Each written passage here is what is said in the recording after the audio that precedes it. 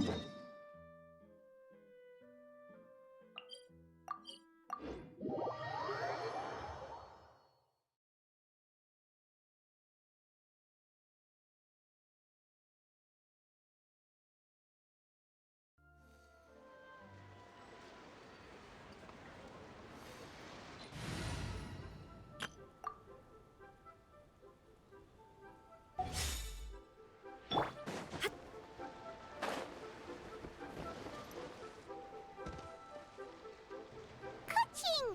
Charlotte!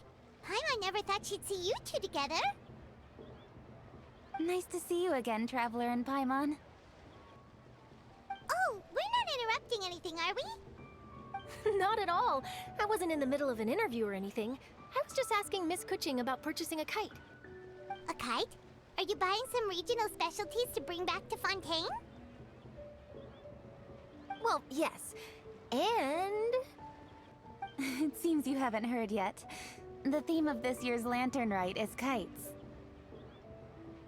Oh, so that's why Paimon has seen so many floating in the sky. Liyue Harbor is always changing, so it is only fitting that Lantern Rite should change in turn. The Qixing believes it would benefit Liyue to build on our own cultural foundation by embracing the technologies of other nations. After all, it is said that the stones of another mountain may serve to better polish one's own jade. Yeah, remember my business meeting with Tianquan Ningguang the last time I was in Liyue Harbor? That's what it was about. But all I really did was use my network to introduce Lady Ningguang to some interesting people. I'm not sure that quite counts as fostering cooperation. In the end, we decided to combine Liyue's traditional art of kite making with Fontaine's mechanical vertical lifting device. Mechanical lifting device? Sounds pretty impressive. But don't kites just use the wind to fly? Why would you need to add something mechanical? Well, you've actually just answered your own question, Paimon. How high and far a kite can fly depends as much on the weather conditions as on the skill of the person holding the string. But as soon as there's no wind, you can only flail about helplessly like a sweet flower medaka out of water. Experience doesn't matter at that point. Exactly. Liyue is now a nation ruled by humans after all. It's about time we had the power to make a kite fly, don't you think? Plus, the easier we can make it to enjoy, the more people will want to participate. Right? I also thought it was a novel idea. Plus, it shouldn't cost much to do. With Miss Charlotte's help, everything has gone smoothly. Our new mechanical kites are already available to purchase from a stall in the harbor. We're having trouble keeping up with demand. We also gave quite a bit of thought to the price. We didn't want it to be too much more expensive than a traditional kite. Cool! Turns out you two and Ningguang like playing with toys just as much as Paimon! Toys? They're not exactly toys. You see, Miss Kuching? That does seem to be everyone's first reaction. Although kites are one of our most time-honored cultural relics, outside of their use in certain ceremonies, I suppose they're considered playthings more than anything now. But to me, there's so much more than that. Think for a second about how remarkable it is that a flimsy paper kite attached to a string has the capacity to touch the sky. It is this slight piece of paper that also carries the weight of Liyue's cultural traditions. There's an old poem that goes, "O kite born of paper, flying true and sound, a lone traveler wanders, just waiting to be found."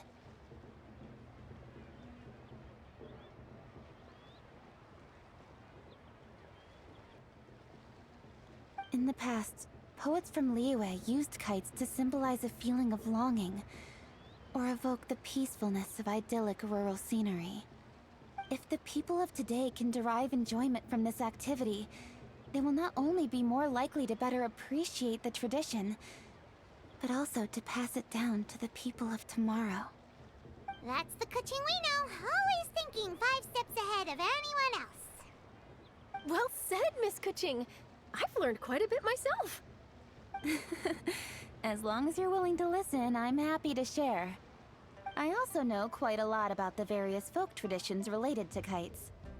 For example, whenever a kite blew away, people would say it was the Adepti that summoned the wind to take it away as an offering. That way, you can turn an unfortunate event into an auspicious one. What about something more fun? Do you know anything like that? More fun. Let me think. Oh, I suppose we should first talk about how kites are made. It's another one of our precious forms of traditional craftsmanship. My grandfather told me that back when he was a boy, children learned the art of kite making step by step from their elders. First, you use the thin strips of bamboo to construct the frame. Then, you draw a design of your choice on a piece of paper, paste it onto the frame, and tie on the string. Then, you look towards the sky and release the kite to soar among the clouds. Some people write down certain names or desires on their kites, cut the string, and let them fly free. Others may place particular thoughts or meaning into the design itself. Are certain designs associated with certain meanings? I'm gonna jot all of this down. Well, for example, kites in the shape of a butterfly typically symbolize freedom, happiness, or the desire to break free. Fascinating. What else can you tell me? The scissor-tailed swallow is the most classic design. It symbolizes good fortune and joyful tidings. Different colors also have small variations in meaning. Are these commonly understood meanings and symbols in Liyue? Kind of like the language of flowers in Fontaine. I believe so.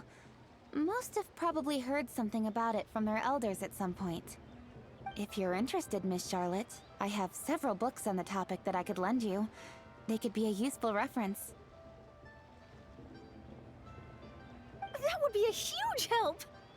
Great! Looks like I've got the outline for quite the article on my hands. Perfect! We're gonna take a look around. Then I'll show Miss Charlotte to my home for a little while. I almost forgot. The Ministry of Civil Affairs is hosting a kite flying contest on the night of Lantern Rite. If you're interested, you're more than welcome to bring a kite and participate. The rules are simple. Whoever flies their kite the highest and furthest within the time limit will receive a special honor along with a secret prize. I've already prepared more than enough empty film for the event. I can see the spectacle already. Oh, Paimon was on board the moment you said secret prize. Then I'll look forward to seeing your performance. You bet! See you then!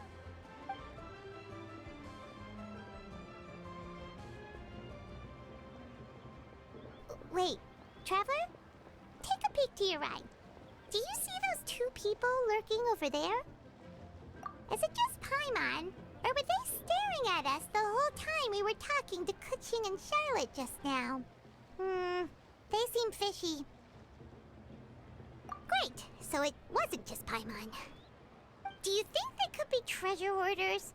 They always seem to be stirring up trouble during Lantern Rite.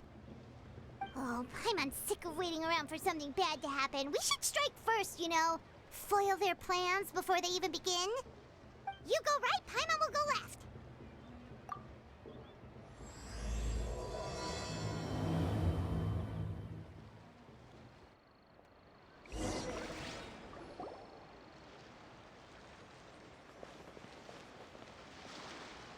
Oh. It is with such an air of urgency that you appear before us. Your comportment suggests you believe us to have committed some heinous crime. Perhaps you could enlighten us as to your intentions. Whoa, where did this fuddy-duddy come from? You should be the one doing the enlightening, buddy. Don't think we didn't notice you eavesdropping. One look and we could tell you were up to no good. Tell us everything, starting with your name. One bears no secrets before two such as yourselves. You stand in the presence of the mighty and illuminated Adeptus, Moon Carver. For the purpose of this foray into the mortal realm, however, you may address one as Hojong.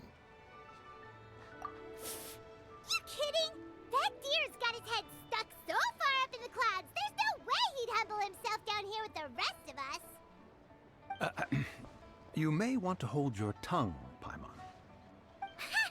Don't think that Paimon is gonna believe you just because you know her name. Let Paimon guess. You're supposed to be Mountain Shaper, right? Indeed. Mooncarver and myself have descended upon the mortal realm for a visit. The two of you may call me Jiahu. Huh. Looks like you did your research. But in our experience, the harder you try to lead us on, the more likely it is that we've got a big fish on our hands. We'll go straight to the Millilith and have you arrested for impersonating a death guy. Preposterous. Utterly preposterous. Right. Tell us something that only an Adeptus would know. And it better not be some common knowledge that any person on the street could tell you. During the last lantern rite, we gathered at Mount Hulao with Rex Lapis and made use of Cloud Retainer's supreme cuisine machine to prepare bamboo shoot soup. Perhaps you have some recollection? The flavor of that soup was more than enough to whet one's appetite. As such, Cloud Retainer assented to my use of the device beyond that singular occasion, providing other recipes to boot. Since then, one has dabbled in the pleasures of the culinary arts whenever time allows. Dabbled? Upon one's last sojourn to your mountain, did you not immediately attempt to hide the device behind a chunk of amber as soon as one's presence was known? Did one not speak up on your behalf but a moment ago? This is how you choose to repay that kindness? One is simply trying to emphasize the veracity of our claim. That does not mean you should reveal personal matters so readily. They might think one bears no difference from Cloud Retainer. Forget it. One does not have the breath to waste on such petty trifles. That might have been more detail than we needed. Seems like you two are the real deal, and Paimon sorry for suspecting you. But, for beings as forgiving as yourselves, this is just water under the bridge, right? You indeed have an agile mind. Cloud Retainer was not mistaken in her high estimation of you. Paimon's still curious about something. It's just... Paimon can understand why Mountain Shaper is here, but why did you decide to come to the city, Mooncarver? It's not really your thing, is it? It is but an inevitable eventuality. Long have the mountains remained strangely idle since Cloud Retainer's move to Liyue Harbor. With Lantern Rite near at hand, one would expect Cloud Retainer to provide us with an account of the festivities in advance. Yet to this day, she has failed to appear. Cloud Retainer is hardly the forgetful sort. One must never rest idle in the face of that which demands action. And since our acquaintances dwell in Liyue Harbor, we had to travel here in human form to avail ourselves of their aid, Cloud Retainers in this case. But a moment ago, one heard you speak of a mechanical kite of sorts. It appears the essence of the situation has hitherto revealed itself. Now it is time for one to retire back to one's abode. So, you're not looking for Cloud Retainer anymore? Perhaps there are aspects of Cloud Retainer's temperament that remain opaque to young Paimon. Given one's understanding, one can only imagine the anger that now consumes her. Cloud Retainer is of a proud and arrogant disposition. She holds the belief that her skill in mechanics surpasses that of all others. One can be quite certain it is hardly with an open mind that she regards the arrival of this new technology. One surmises that she has shut herself away, refused all company, and buried herself in the study of her own creations. To call on her would only invite her rebuke. However, if you do happen to cross paths with her over the next few days, do pass along one's regards. Sure, leave it to us. Have a safe trip back, enjoy the scenery, and happy Lantern Rite! Thank you for your kind words. We shall now depart. We got all worked up for nothing, huh? All that trouble and it turned out to be people we knew all along! Well, it's still pretty early. Let's head over and check out the kite stalls. Paimon wants to see what kinds of kites we can buy to use in the competition. The bigger and prettier the better.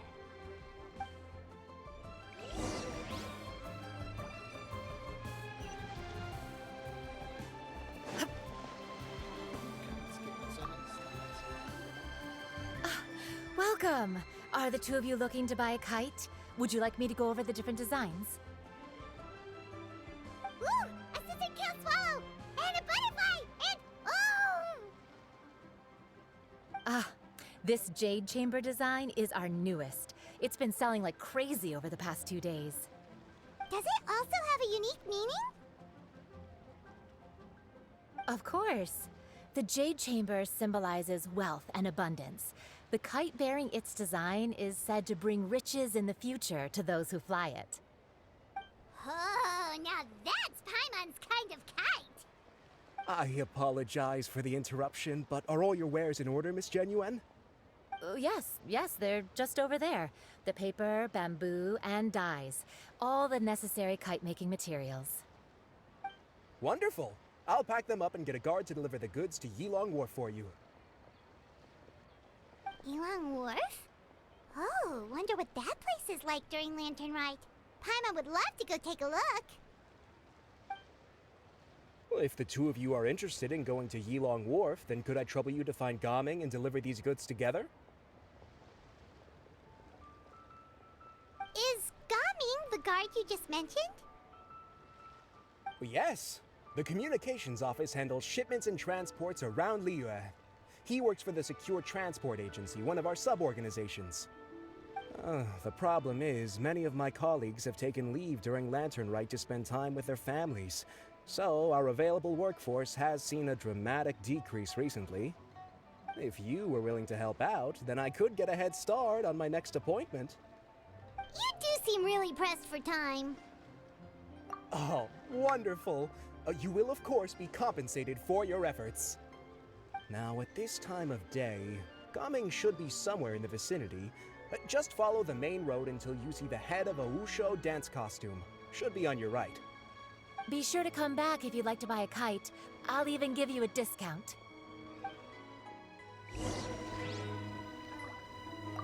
By the way, do you know my aunt?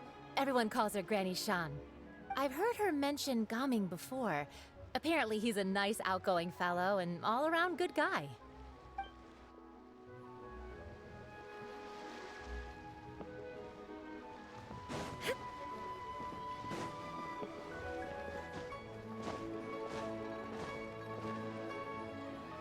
Wait, I thought we had an agreement.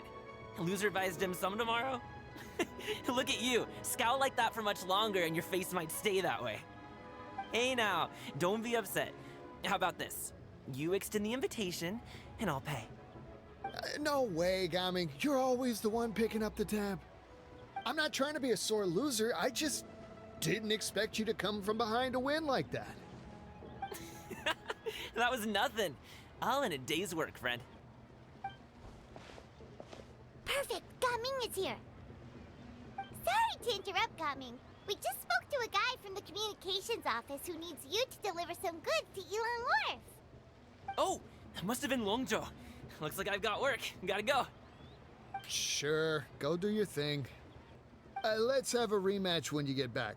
I won't let you win so easily next time.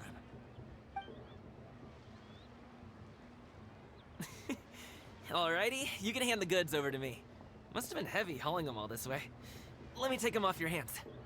It wasn't that bad. It's just some kite-making materials. Plus, we didn't have to walk very far. Kite-making materials. I see. I'm glad it wasn't too much trouble, Paimon. Still, I owe you one. Ah, and you must be the traveler. It's nice to meet you. Thanks for your help. Huh? You know us? There probably aren't many in Liyue who don't. I've heard quite a bit about you two. You're quite well known around these parts. Oh, and please excuse Longzhou if he forgot to thank you. Take my thanks in his place. He's a good guy. He's just been super busy lately, running around from place to place. Don't be too hard on him, yeah? So, you here for Lantern Rite? Yep. It's always so lively this time of year. We were actually hoping we could tag along to Yilong Wharf and have a look around. Perfect! We'll go together then. I'm good with directions, so just follow me. Trust me, I know my way around. We can exchange stories, tell jokes, or just chat along the way. Oh, and there are a couple of good places to eat along our route. We can stop and grab a bite when it's time. The ingredients are fresh, the portions are generous, and the prices won't break the bank. You can order anything, and I promise, you won't be disappointed. Order anything?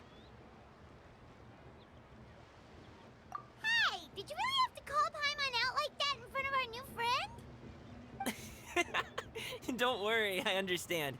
I joke around like that with my friends, too. It just shows how close you are. Do you need to pack anything up before we hit the road? I can wait. Nope, our things are always packed and ready. We're pretty much travel experts at this point. Oh, that's right. Then let's get going. If we run into any trouble, you can count on me to protect you. I am a guard, after all.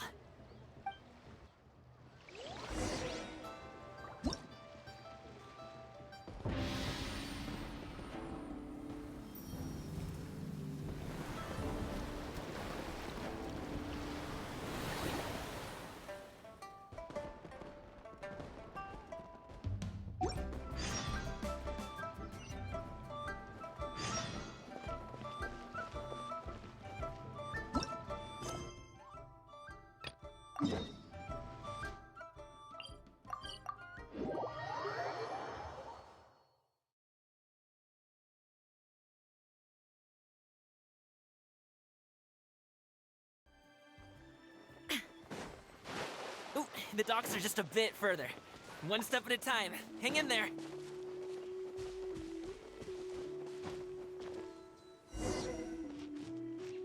Wait, get behind me. Another test subject. I'll handle this. Hey, what gives? You're open.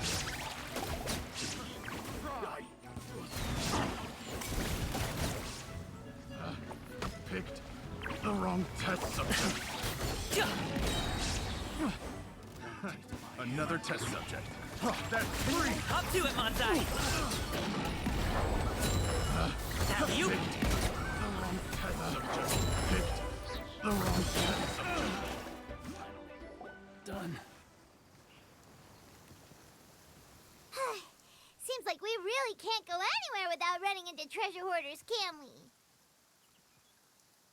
Yeah, it's not uncommon for deliveries to get intercepted. That's why this job needs guards like us. Paimon was impressed by your moves back there. You seem like a real pro at your job. Oh, that's not a skill I learned on the job. It's just a hobby. Have you ever heard of wushu dancing? Really? Wushu dancing is famous in Chunyu Vale. Performers might be invited to promote the opening of a business or to spread good fortune during a holiday season. But I must admit, it has nothing on the popularity of the Liyue opera. I'm also well aware that people in Liyue Harbor aren't exactly jumping at the chance to watch wushu dancing.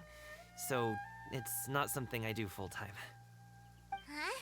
You have 2 jobs? How do you have the energy to do all that? It's not that tiring. You just have to take a rest. Ah, Paimon gets it, so you must sleep a lot then. Not really. Just yesterday, I stayed up all night playing cards. Oh. Let's go. The docks are just up ahead.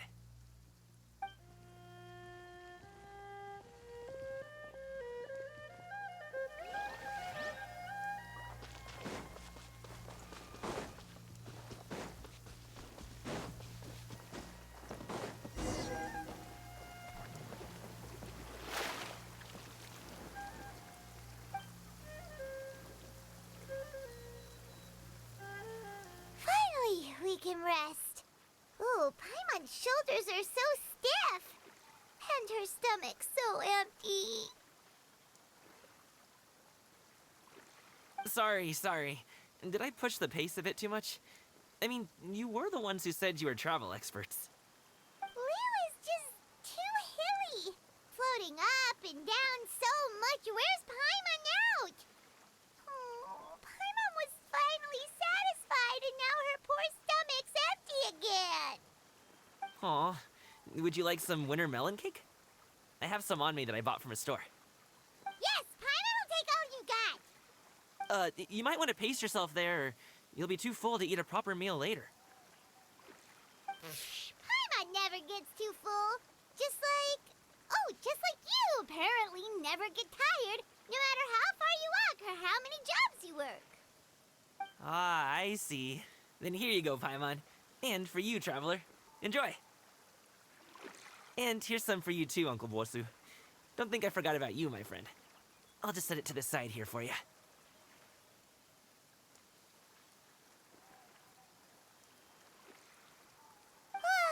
That hit the spot. Paimon thought she was going to starve to death for a minute there. That close of a call, huh? I've been eating winter melon cake ever since I was a kid. You can buy them from all sorts of places, whether it's a small vendor on the side of the road or a big restaurant in the city. But each place produces cakes with a slightly different flavor. If you like these ones, I can give you the address of the shop I bought them from. I'll just have to check when we get back. Oh, all my jabbering must be making it difficult for you to enjoy the scenery in peace, huh? Don't be afraid to tell me to zip it for a little while, okay? Really, I won't be offended. It's okay. Paimon is kind of enjoying listening to your chitter-chatter. Aw, a fed Paimon is a happy Paimon, huh? Hey, Paimon can be in a good mood anytime she wants.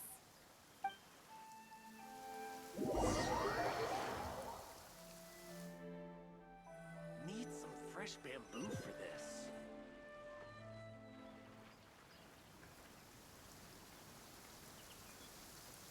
Woohoo! We're here! Don't forget your things, and watch your step as you get off the raft, or you're in for a swim. Thanks for the ride, Uncle Bosu. You take care of yourself now. I'll see you some other time. Okay, follow me. This way is fastest. We'll have to take the elevator up to the secure transport agency.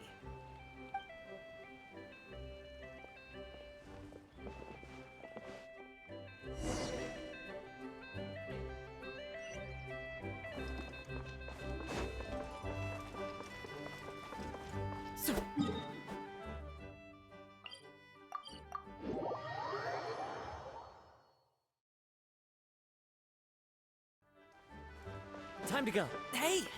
Slow down. I'm begging you. What is it? No one's gonna try any funny business when the street is this packed, right?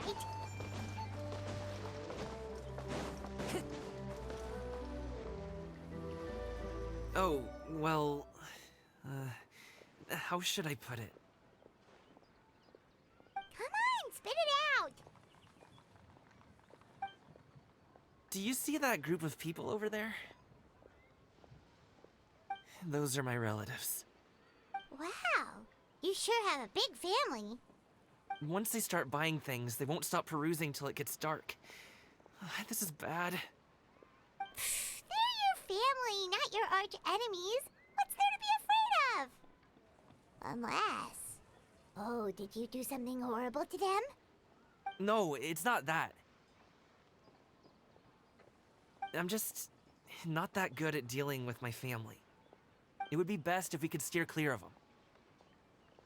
I'll explain more when we have the chance, but right now, we've got a job to do.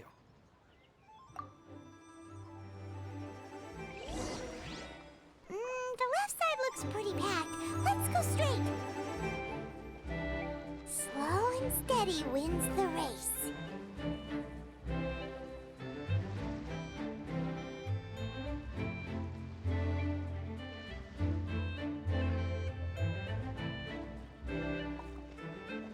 Hello, dear guests.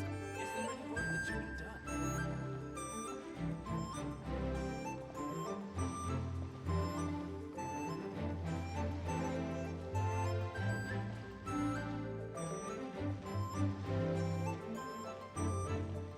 Let's wait here for a second. Maybe my aunt will leave.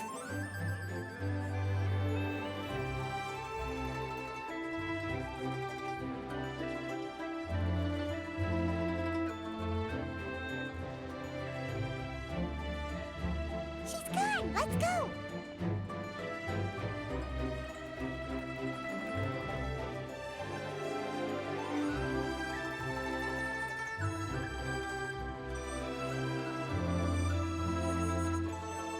Turn left. Run!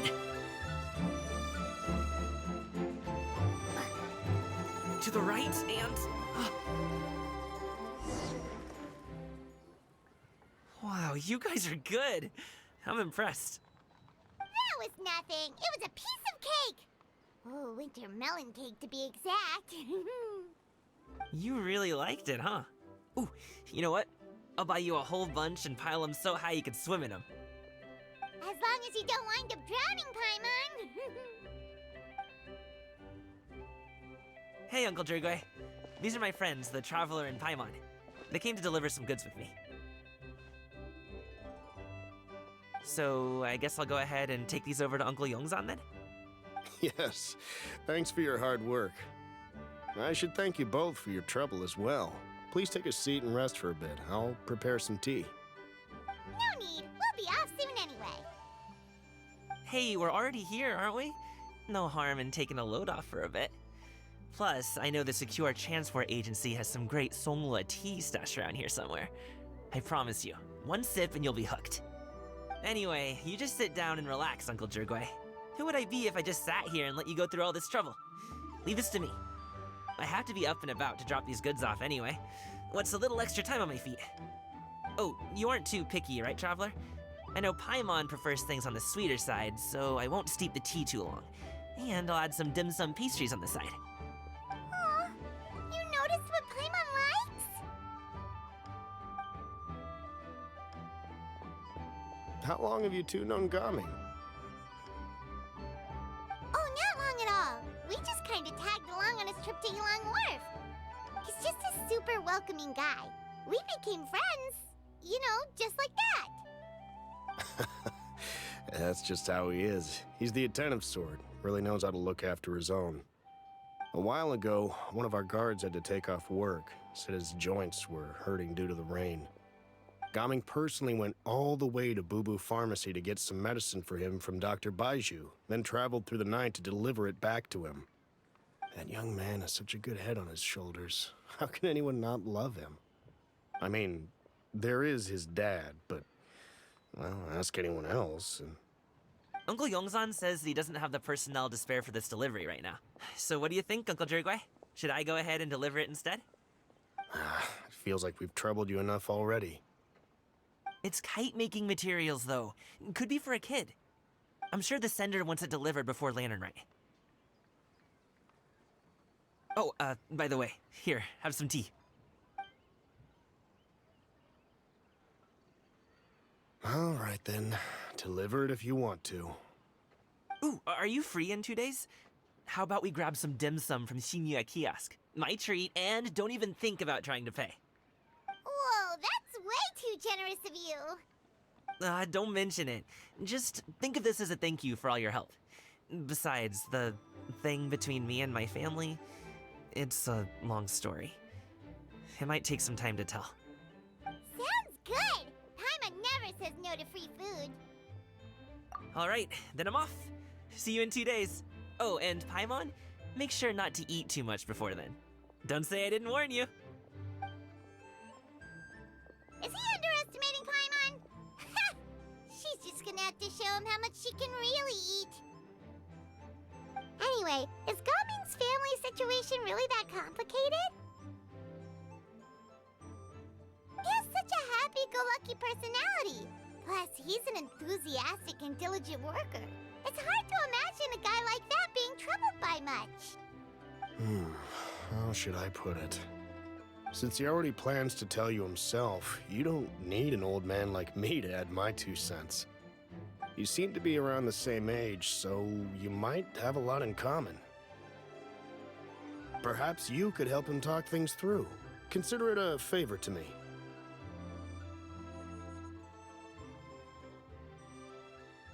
If you have the time, maybe you can make a little flag for us to wave about. It can say, "We provide aid in spades." Couldn't hurt to advertise our services, right? Well, I can certainly arrange that. Is there anything else you wanted to say? Wait, seriously? Paimon was just joking, but if you're going to get us something, she'd much rather have winter melon cake instead.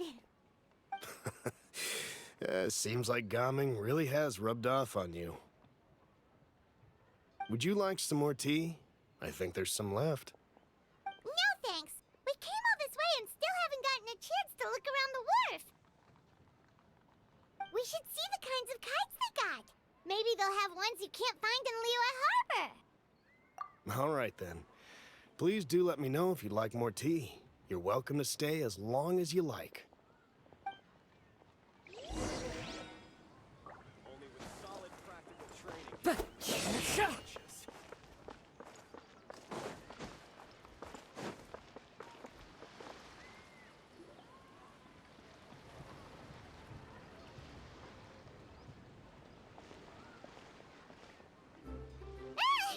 What are you doing here? The way you speak, one might have presumed you were displeased to be in one's presence. Take note, Paimon. You could learn a thing or two about how to respect your elders. Ugh, starting on the elder stuff already, huh? Shouldn't you be back in your cave tinkering away at some kite-related thingamabob or something? What brings you out here? And what's with that huge box next to you? Ah! Paimon gets it. You're here to do some shopping, aren't you? And what of it? The Qixing's decision to integrate Fontanian technology into said kite-flying competition is of no consequence to oneself. Did you expect one to willfully compete against the whimsical trends of worldly sentiment, or perhaps even fall to petty sulking over such? It's not that we think those things exactly. That's just what Mountain Shaper and Mooncarver told us, or Chia something and Ho. Paimon can't be bothered to remember what their aliases were called. Anyway, they went to Liyue Harbor to look for you. They even asked us to pass along their regards if we ran into you. Oh, huh. Tianyin?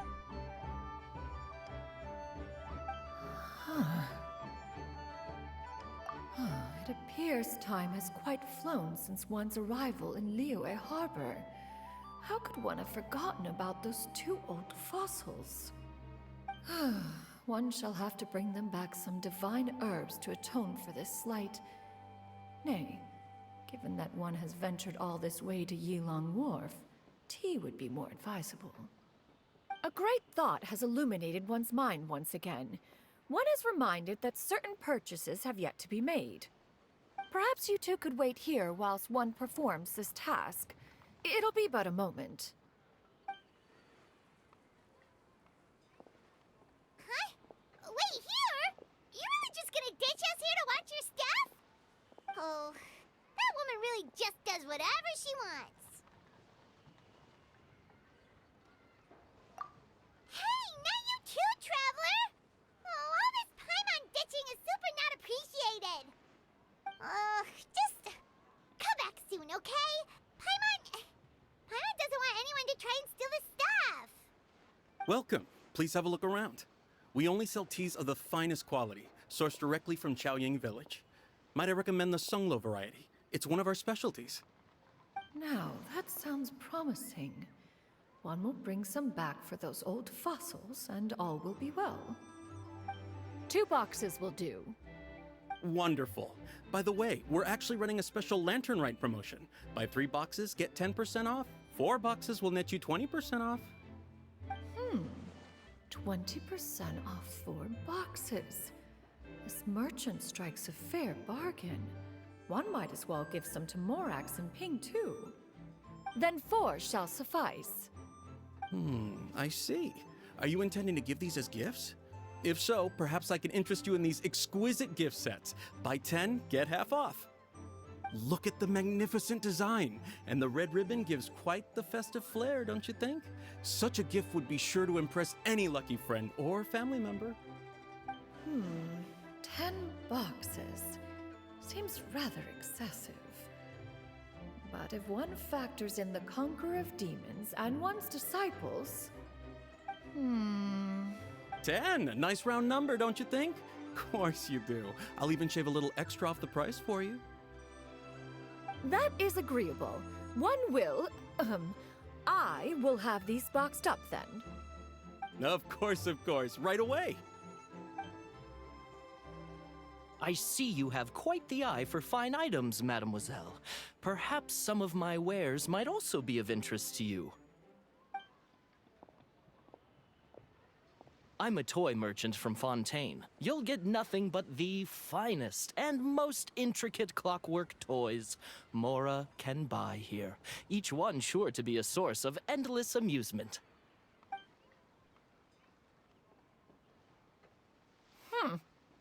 Perhaps you could enlighten me then. When should said amusement be derived? Well, that is, of course, best understood by playing with them yourself. If you could wait just a moment, I can bring one out and give you a demonstration.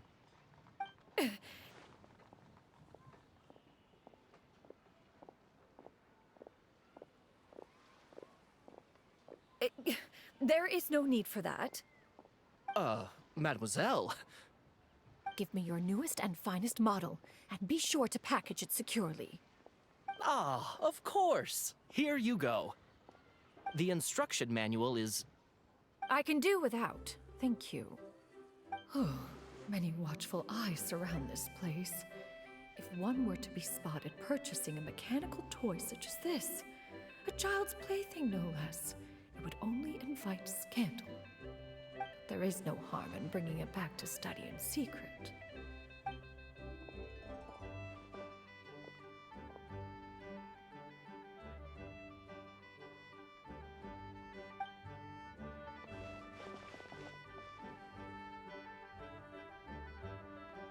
Oh, Xianyan, did your shopping go smoothly?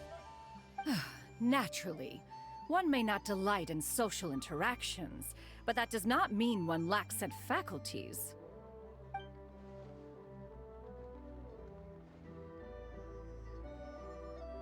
And you two? Are you not here to purchase things? We just haven't had time yet. It doesn't look like there are any kite stalls around Elong Wharf, but it does look like there are lots of goods from Fontaine.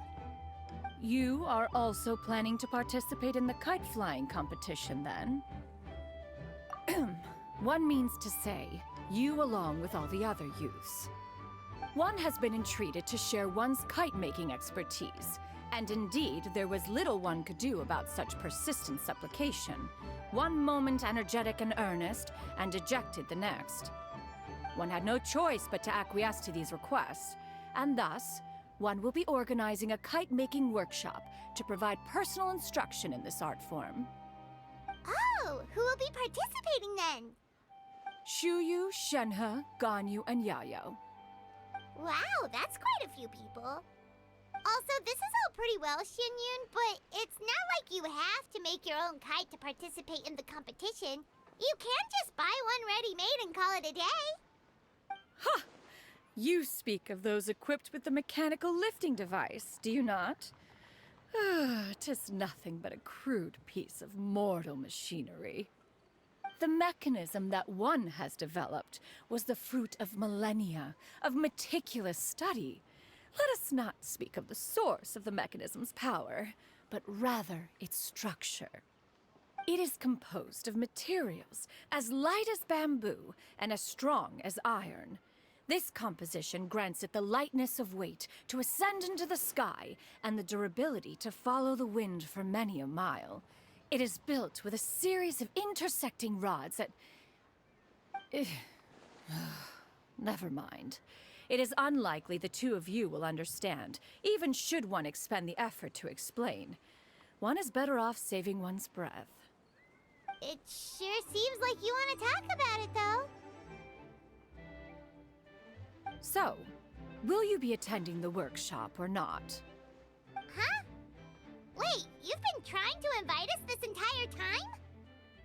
All right then. No need to prepare the materials in any case. One has it all sorted. Arrive at Mount Outsong in 2 days.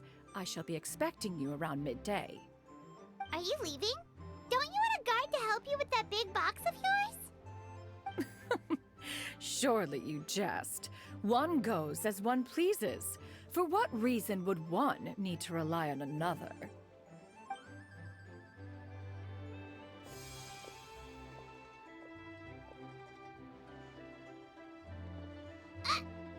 can float? What kind of invention is that? One calls it the floating toting device.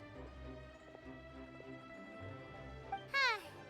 She seems pretty proud of that one. Look at her walk down the street. She seems so confident, but everyone around her is looking at her all funny. Paimon wonders... never mind. But anyway, that box of hers seems to be full of those mechanical lifty thingamabobs. Not that Paimon was peeking or anything. She just, got a bit unsteady for a second and accidentally brushed the embroidery on top. And wouldn't you know it, all the stuff inside almost came bursting out. Paimon even went out of her way to keep it all together. All Paimon say is that Shenyun sure does try hard to save face. What did she call it again? A crude piece of mortal machinery? Paimon bet she just can't wait to take it apart and see how it's made.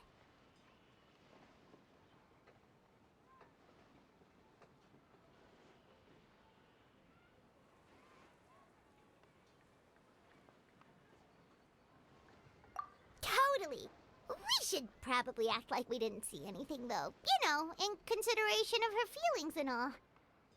After all, that is the propriety with which one should comport oneself. When it comes to an elder, right?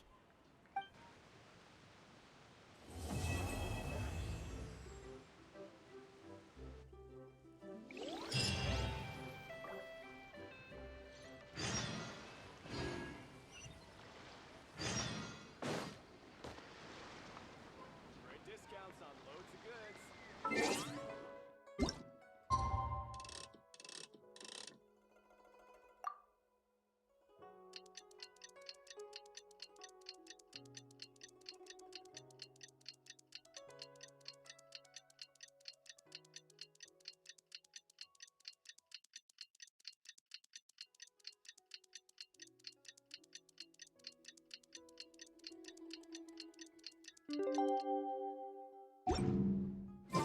Paimon has never had dim sum at Shinue Kiosk before, but it should be quite the feast for sure.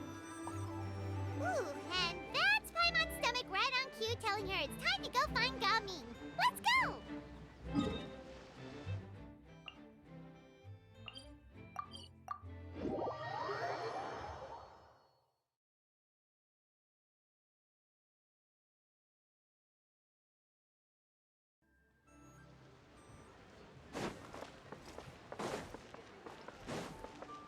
Time to go.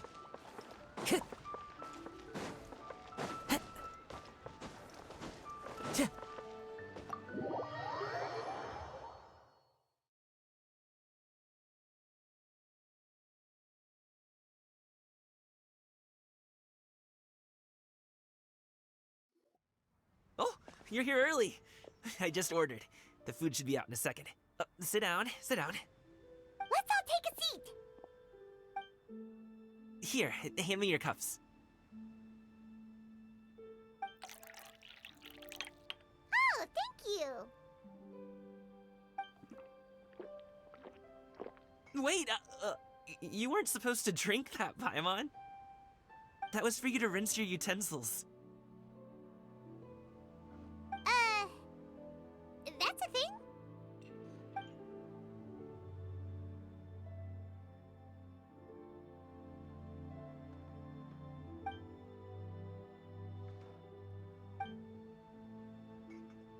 Wow, so much delicious food! Do you really eat all this just for breakfast? That's just how we do it where I'm from. Most of the time, though, I don't eat lunch after dim sum. Oh, that's good to hear. Paimon doesn't need to worry about holding back then. Eat, eat. If it's not enough, we can always order more. Oh, and there's tong soy coming as well. I don't usually have that in the morning, but, well, since everyone's here, I just had to order it. What about you, traveler? Is the food to your liking? Want some more seafood congee? Let me refill your bowl. Paimon's gonna take you up on that. Fill it up nice and full and make sure she gets a few extra shrimp. Thanks!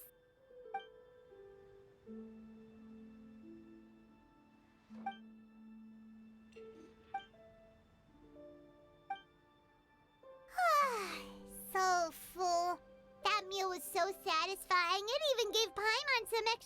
juice. Oh, listen, listen. Paimon's figured it out. Let's think about this for a second, Gaming. You invited us to this awesome restaurant and ordered a whole table full of expensive dim sum just for the three of us. Well, you must be hiding the fact that you're some young master from a rich family. That would explain why you try to keep your friends and family away from each other. Are you confusing me with Xingqiu? Huh? You know Xingqiu? You sure know a lot of people. Well, when you're on the road as much as I am, you hear all sorts of rumors. Sometimes they're true, sometimes they're not. What it comes down to is being able to tell the difference. More often than not, that means knocking on some doors to find out for yourself. Oh, you truly are a man of many talents, young Master Gaming. Okay, enough with the teasing. Sorry to burst your bubble, Paimon, but you're wrong about my family situation. What? Oh, Paimon thought she was onto something there. My dad is just an ordinary tea merchant. Small scale stuff, you know? It wouldn't even make sense to mention his business in the same breath as the Feiyun Commerce Guild. My dad... he always wanted me to inherit the family business, to be a merchant like him. But that's just not who I am. It's not who I ever wanted to be.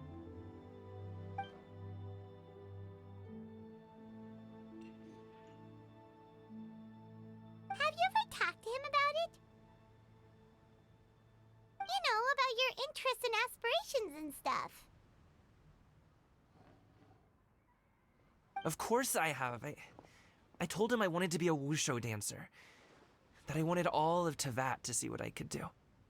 According to my dad, though, that wasn't a real job. Just a child's pipe dream. Oh, that's terrible. I'm sure he thought I would come around eventually, but wushu dancing has always been the only thing I wanted to do. One day, he tried to get me to visit some other tea merchants to start building the right relationships, but I refused to go. We got into a huge fight. We were this close to throwing hands. In the end, I was so angry that I ran away from home. I haven't been back since. Don't get on my case just yet, okay? It's not like I think I'm completely without fault. No, I know that it wasn't the right way to go about things. But my dad's stubborn. No matter how hard I tried to convince him, it just went in one ear and out the other. There was no changing his mind.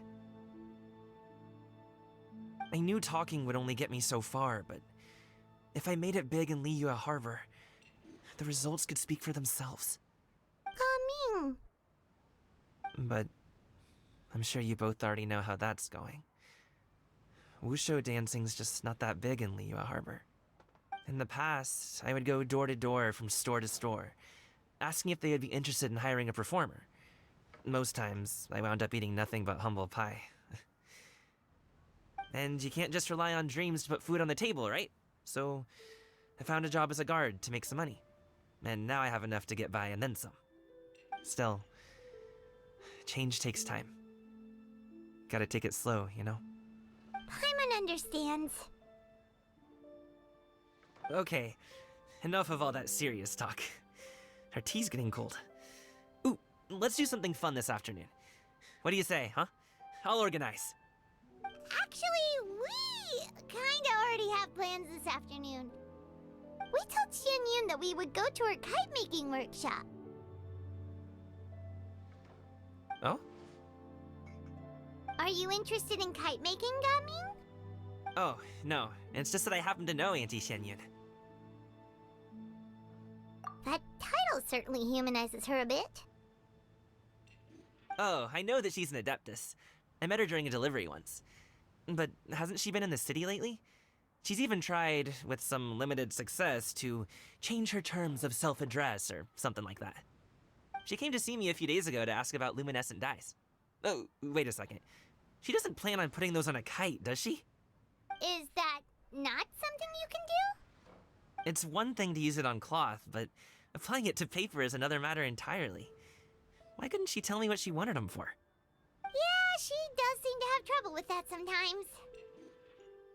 It would be such a shame if everyone worked so hard on their kites only for them to get ruined in the end. Okay, I'll go with you. If Auntie Xianyun wants to use those dies on a kite, the formula will need to be changed. Great! The more the merrier!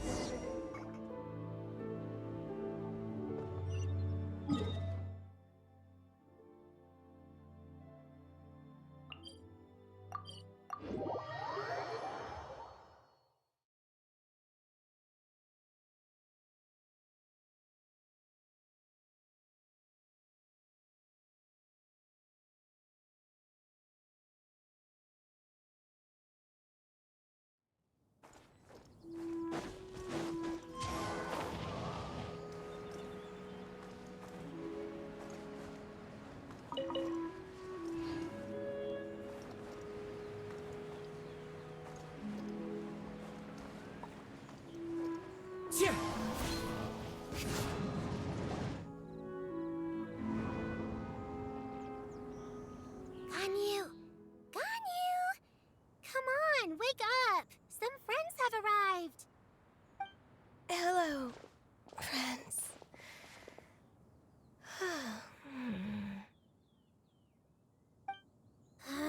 Ganyu! Oh, I have some mint oil. Perhaps we should try that. A guest at Wanmin Restaurant recommended it to me. I've tried it. Its stimulative effects are much stronger than what can be achieved from chewing on mint leaves alone.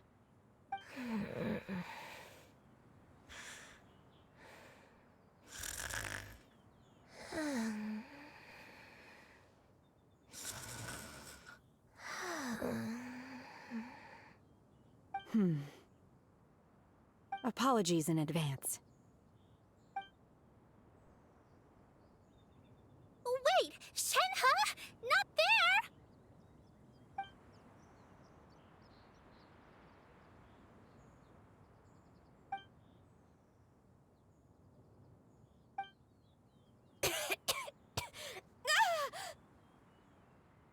See?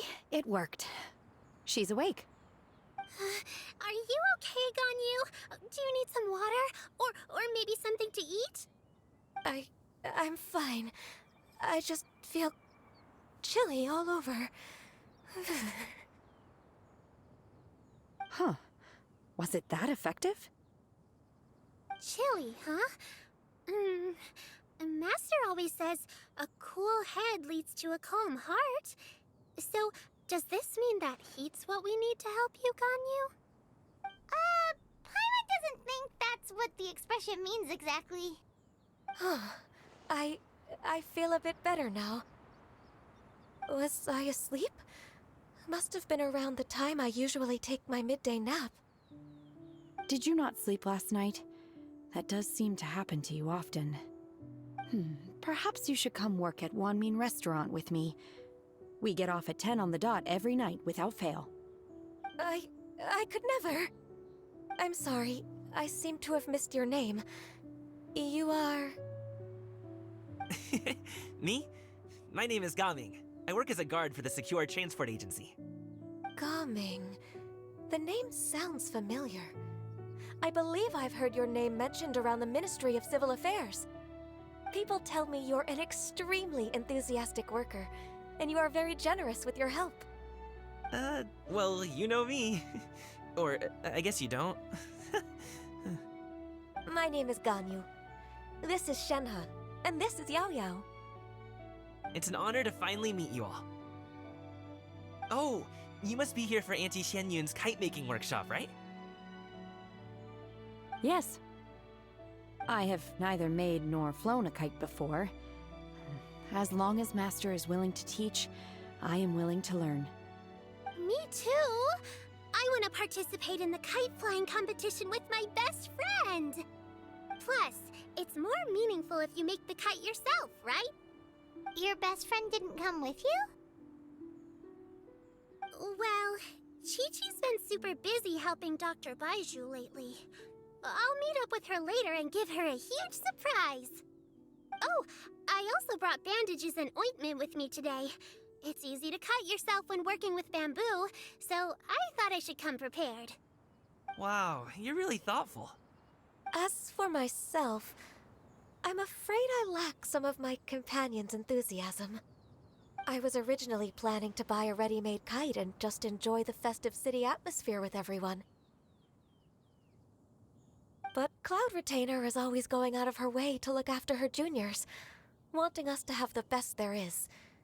She always puts us before herself. Huh. It was so thoughtful of her to arrange this workshop, so I simply couldn't let such consideration go to waste. My motivation for being here might be a little different, yes, but I'm ready to put in just as much effort as everyone else.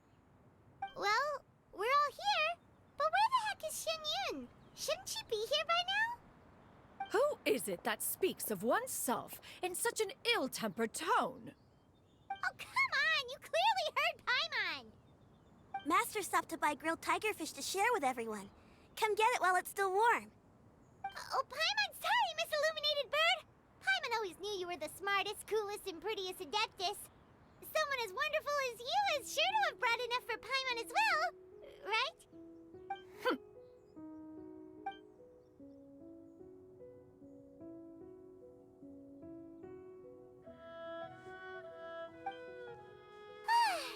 So delicious. Paimon's life is complete. It appears that we've ended up with quite a few participants indeed. Go ahead and divide yourselves into small groups. The materials are over here. The regular dyes and luminescent ones have been clearly marked. Use them as you see fit.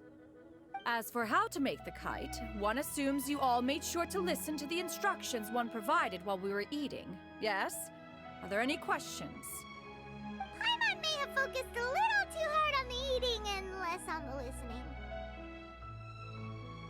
Paimon knew she could count on you, Traveler! One will wait under this tree and avail oneself of the cool air while one digests. Do not hesitate to seek one's company if you have any trouble, questions, or simply want to chat. We're not in any hurry to get started. Why don't we go see what the others are up to?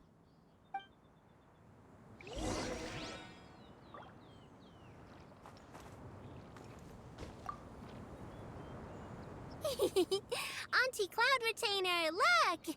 Am I doing it right? Very good. Your frame is nice and sturdy. This design, is it a finch? Yep. One is looking forward to seeing your finished product. What color are you going to make it, Yao Yao? I haven't decided yet. If I make it blue, it'll be more like my friend. But if I make it gold, it'll be more like me. If you are asking for one's own opinion, one would advise choosing gold. When giving a gift, the key consideration is the recipient's feelings, is it not? One imagines your friend would much prefer a kite that reminds them of you. Oh, hey, I never told you the kite was for Chi-Chi. How did you know?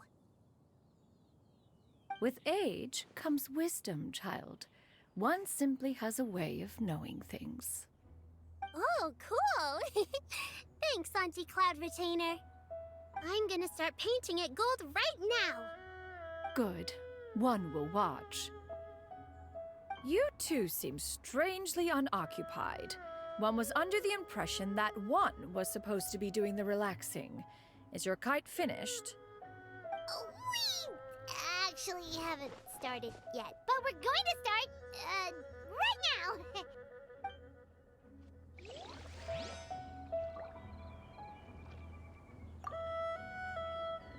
Hey, Gaming, want to team up?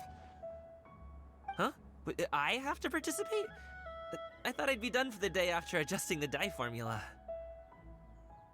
You're that unenthused by kite making, huh? That doesn't seem like you. No, it's not that. It's just... it would take too long to explain. I guess I'll just make one then. What shape should we go with? How about a butterfly? What do you think, Shiyu? Is there a particular design you want? I want a swanee! That might be a little hard to pull off. True, but I still want to try. They're super cute. Okay, it's decided then.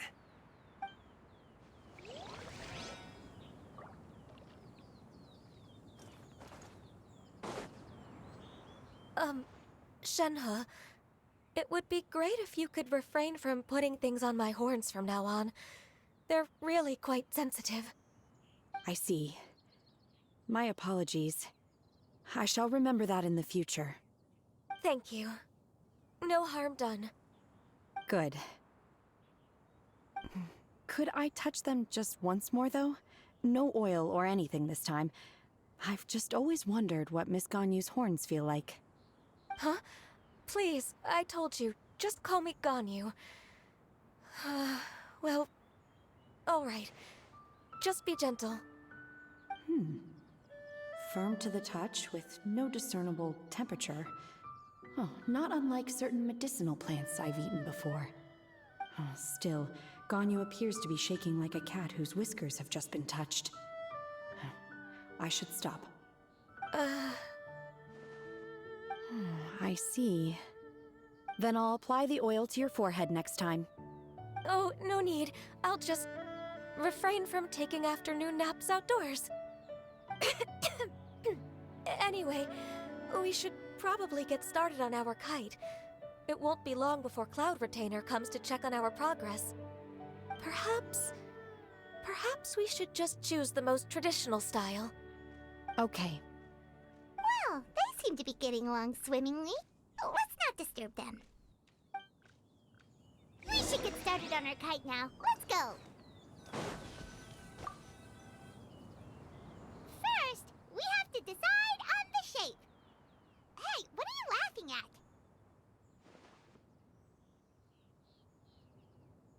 Oh, that's not a completely crazy idea.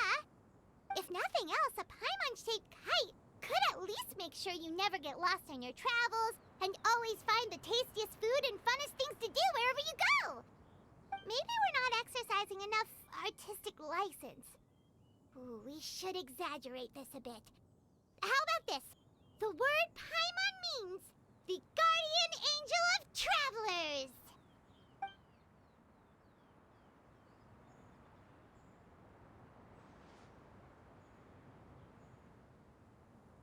Now, what expression should we give her, since the kite is going to be flying super high in the sky?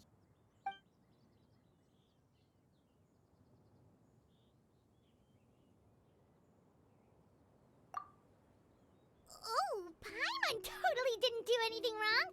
And even if she did, she doesn't deserve to get shot up into the sky for it. Something like this, then. Now that we've decided, let's make it happen.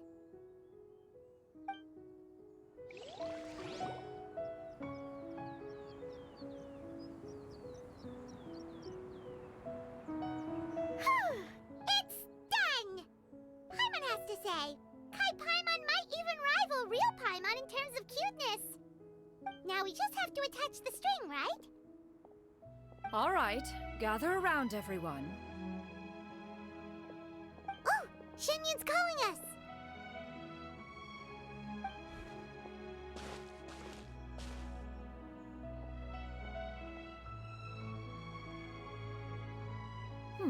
Let one take a look.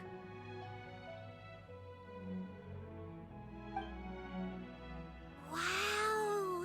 Ganyu and Shenhe made a scissor-tailed swallow. It's so pretty. Yep.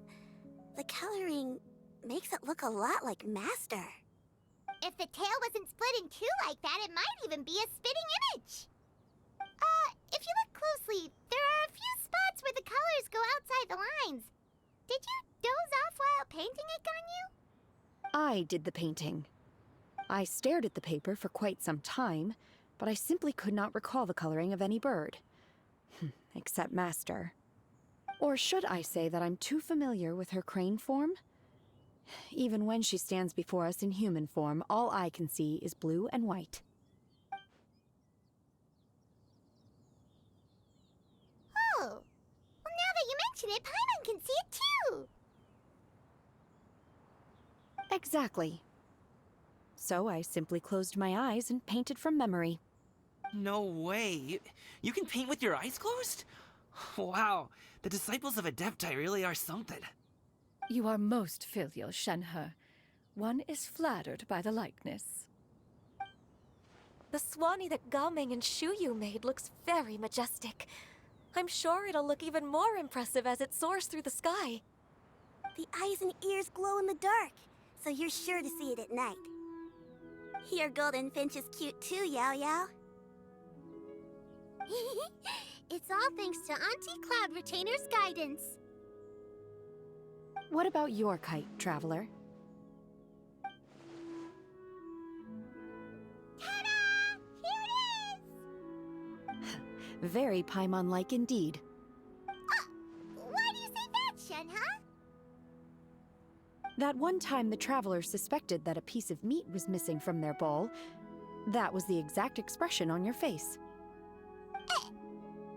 Is that something that happened? Is that the Jade Chamber? Oh?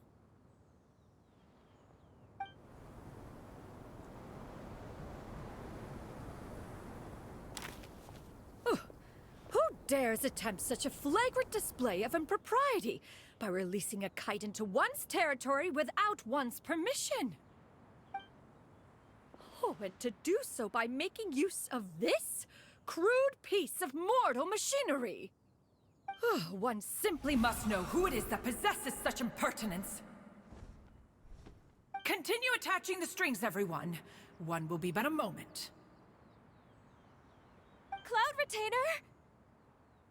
Traveler, Paimon, could I trouble you to go after Cloud Retainer? Master's going to be okay, right? I'm more worried about the person who released the kite. There's wind up ahead! Looks like we can glide over!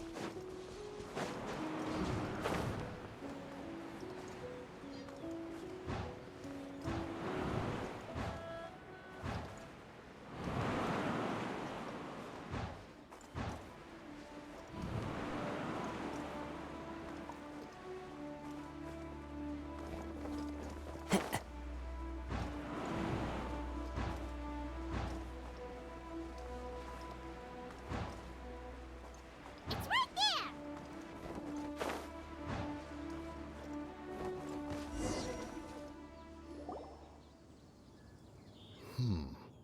This Fontanian device of mechanical motion is quite curious indeed. Now is hardly an opportune time for your musings. Someone among us was not sufficiently attentive, and now the kite has vanished. Calm yourself. Do you have any recollection of its last location? One believes it drifted in the direction of Mount Outsong. Perhaps it is mere happenstance, but one feels a certain sense of dread at the thought. Your concern is misplaced, surely. Cloud Retainer is either in the city looking after her disciples, or secluded in her abode attending to her research. She will not notice that kite. On the subject of said kite, however, one simply must remark on the genius of its windless lift technology. One cannot help but surmise that its ingenuity rivals that of Cloud Retainer's creations. Still thy tongue.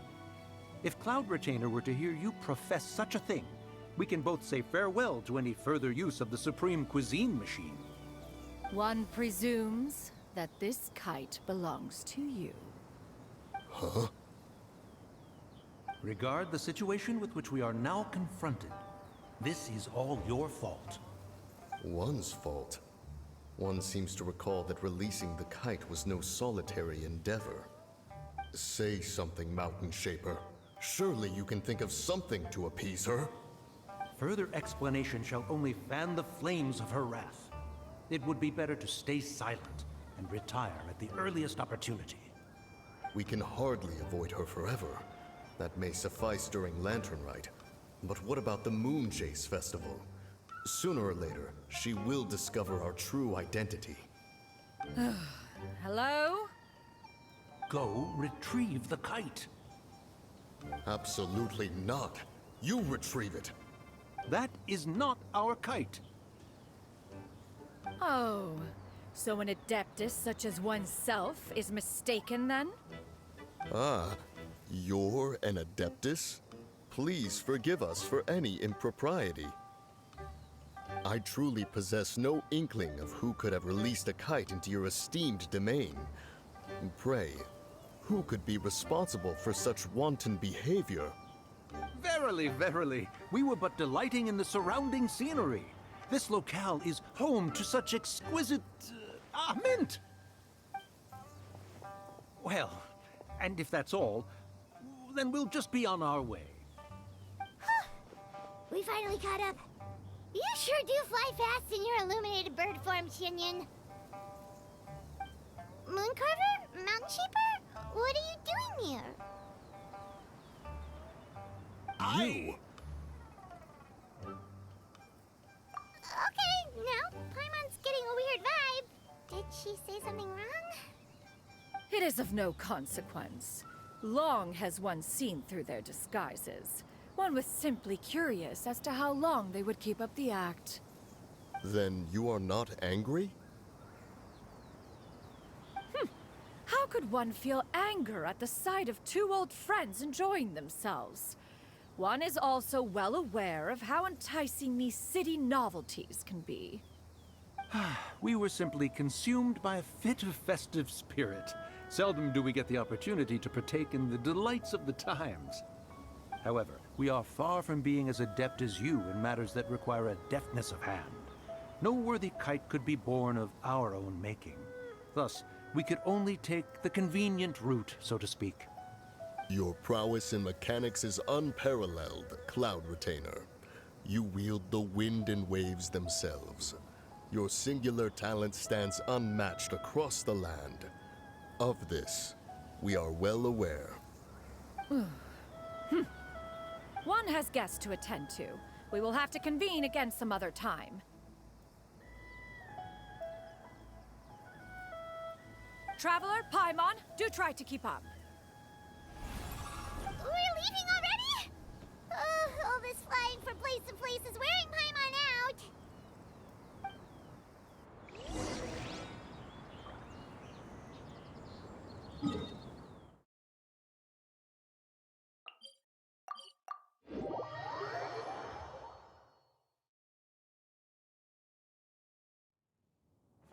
Time to go.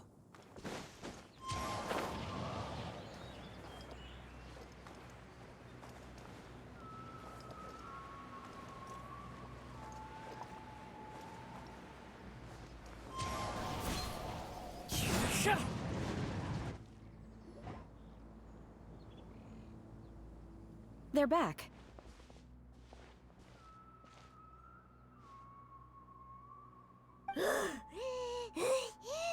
Paimon's pooped. Hi. Why are there only two of you left? After you left, Yao Yao and Shu Yu tired themselves out playing with their kites. Gaming offered to escort them home. Before he left, he said something that I don't quite understand. Oh? What did he say? He said, a kite is always tied down no matter how far it flies or how high it soars. Its tether prevents it from ever truly flying free.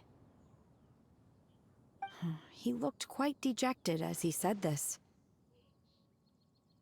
Now that you mention it, Gaming did seem to have a rather strange attitude towards kites. A reflection of himself. If I were a kite, I would cherish that tether as a symbol of kinship and the bonds that tie us and... Shenhe? It may be an exceedingly slim and distant connection, but lose it, and you lose that which links you to home. If Gaming truly sees a kite as a reflection of himself, then I fear I understand his words even less. Well, people often have different points of view depending on their mindset and experiences, right? It's actually quite normal. Just like some people can eat spicy food, but others won't go anywhere near it? Exactly. That's why tolerance and understanding are as important as they are. Tolerance and understanding? What brought about this conversation? Did one miss something? We were just chatting. You don't have to butt in on every little thing, you know. Where were you anyway? One was merely doing a bit of cooking. Night fast approaches. If you are otherwise unoccupied, one would entreat you to stay and eat before you depart. Oh, it's been so long since I've had the chance to enjoy your cooking, Cloud Retainer. Worry not. One has prepared a variety of meat and vegetable dishes. One is more than familiar with everyone's culinary proclivities. Shenhe, Ganyu, come with me. Whoa, what's with all the secrecy? You're not trying to play favorites, are you? If you're ready to serve the food, we can help too.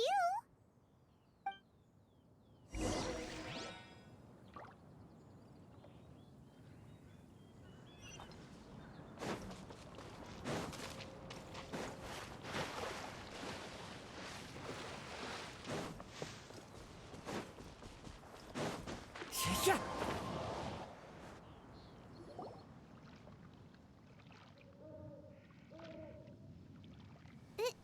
This is...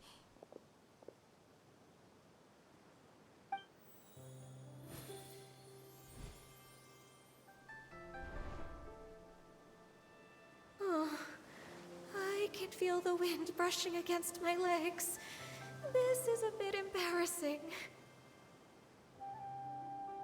Is the headpiece secure? I should have asked Cloud Retainer to check before I stepped outside.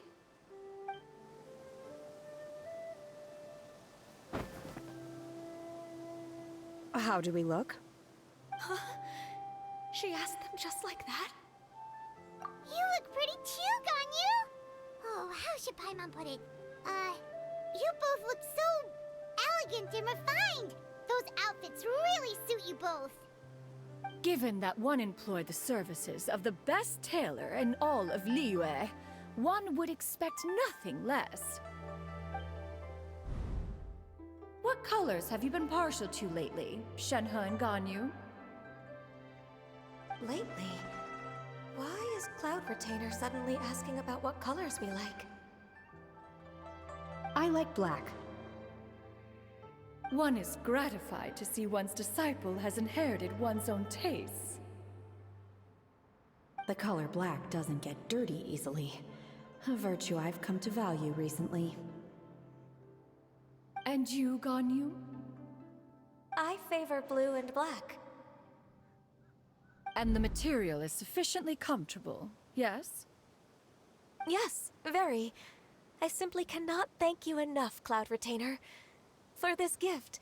And the kite, too. Thank you, Master. One is content, as long as you are pleased with the gift. One hopes these garments will see much use.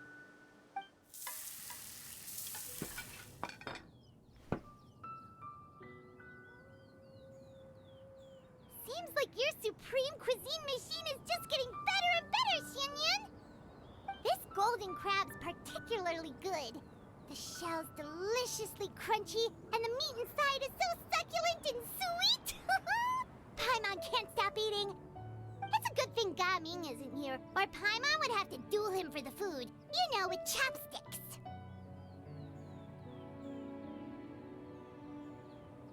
He traveled all this way on account of the kite-making workshop, and he spent the whole afternoon looking after Shuyu. One was hoping to treat him to a meal. Oh well, one will just have to extend one's thanks in person. It's rare for someone to make such a good impression on you, Cloud Retainer. One has high standards. He appears to be a young man of much merit, and one is not the type who would see such potential squandered. It appears that he wishes to break free from the kite string that tethers him. Kite string? Huh, what strange metaphors you speak in, Shenhe. Ever since you returned from one mean restaurant, your turns of phrase render one at quite the loss. Where do we even begin? Oh, do you know about the conflict between Gaming and his dad, Xinyan? One has only heard that the two are not on good terms. He ran away from home and hasn't been back since. Oh? Ran away, you say? Huh. One believes we would all benefit from a more thorough retelling. Start from the beginning. Oh, okay. Paimon just hopes he won't mind. What? This shall not do. Lantern Rite fast approaches. We must make haste. As one was contacting various tailors around Liyue, one could not help but be reminded of Menogius. He possessed a singular talent for clothing design. He had an exquisite eye, not just for fabric selection and color pairing, but also for what accessories could best accentuate a garment's overall styling. At a gathering of Adepti, Bonanus once complained in secret to some of the ladies in attendance that the skirt Menogius made for her was too long and impractical, lamenting that it would only hinder her in battle. However, when one asked Menogius' opinion, he remarked that the train of the skirt would serve to enhance her adeptal countenance by exemplifying a certain elegance. Menogius was that type of person. When it came to topics relating to garments and accessories, not even Rex Lapis could best his stubbornness. And later...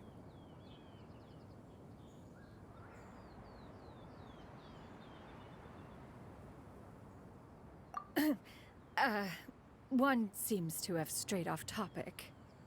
One means to say that Lantern Rite should be a day of reunion. It is a time to address problems before they turn into regrets. Fate is fickle. The cruel reality of this world is that suffering and misfortune can befall any of us without design or reason. If there is a chance for young people to remain insulated from this reality, one should do one's utmost to make it so. That's nice and all, but... Do you have any ideas, Cloud Retainer? Perhaps adeptal arts could be of use. No. Mechanics, perhaps.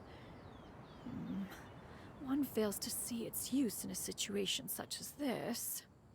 Is there anything I can do to help? Combining our efforts is a fine idea indeed. Aha! One has an idea. How about this? Does that make sense to everyone? Yep. Oh, Paimon really hopes this works. One's designs never fail.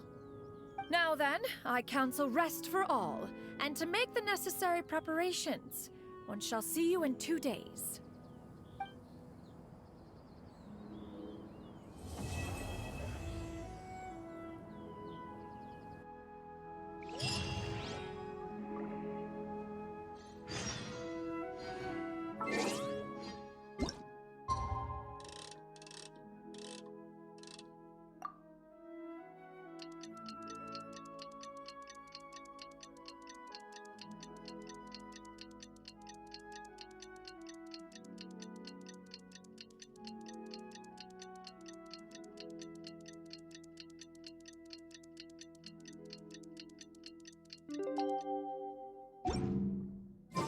It's time to carry out the plan!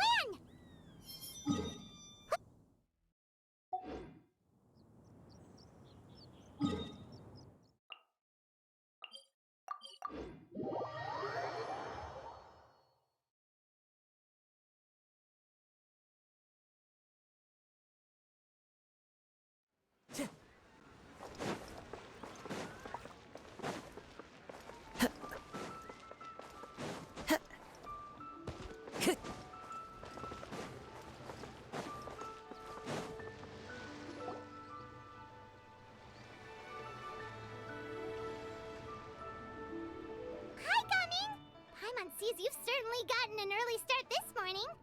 Playing games already, are we? Who won this time? You the one buying dim sum again? Hey, when you put it like that, it makes it sound like I'm always the one losing. Ah, perfect, you're all here. There's an important commission I need your help with. All right, I've got the time. Where are the goods? It's not just goods this time. I need you to escort a tea merchant and their wares from Chaoying Village to Liyue Harbor. A very important client has requested to meet with him. Sure. What's this merchant's address? Well, here. If the client's that important, then this must be a very crucial, very pressing commission, right? Of course, the sooner you complete it, the better. I would advise you to depart as soon as possible. All right, don't work too hard now, Longjo. We'll set off then.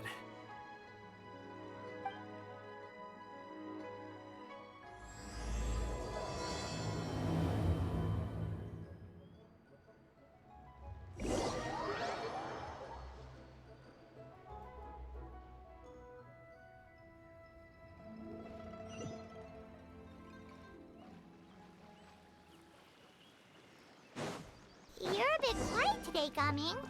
Oh, do you want Paimon to tell a story? We're almost there. I'll take a rain check on that.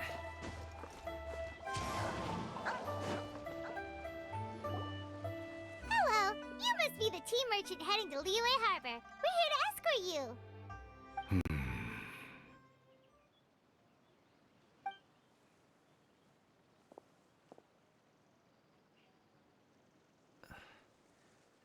Dad? Oh, so you're Gaming's father. It's nice to meet you. Just leave this delivery to him. Trust Paimon, he's got this in the bag.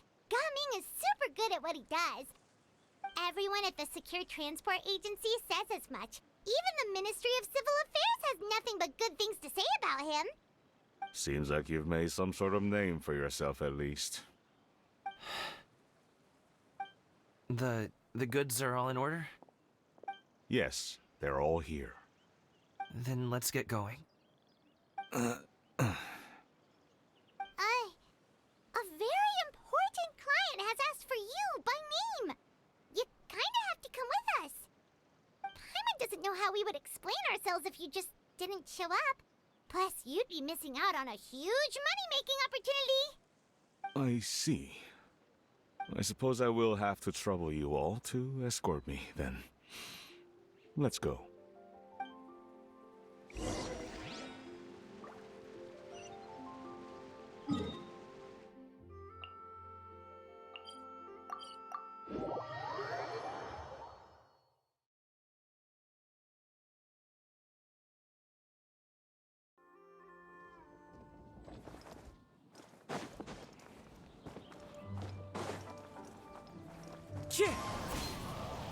We've been walking for so long. Is anyone tired? How about we stop and rest for a bit? I'm fine. Gaming, don't you usually have some delicious snacks on you? Come on, bring them out so we can share them. I'm fine. Thank you. But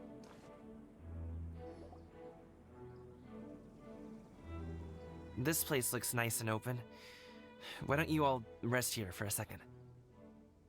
huh? What about you? You're not going to join us? I'm not tired. I'll keep watch. Oh, but Just let him go.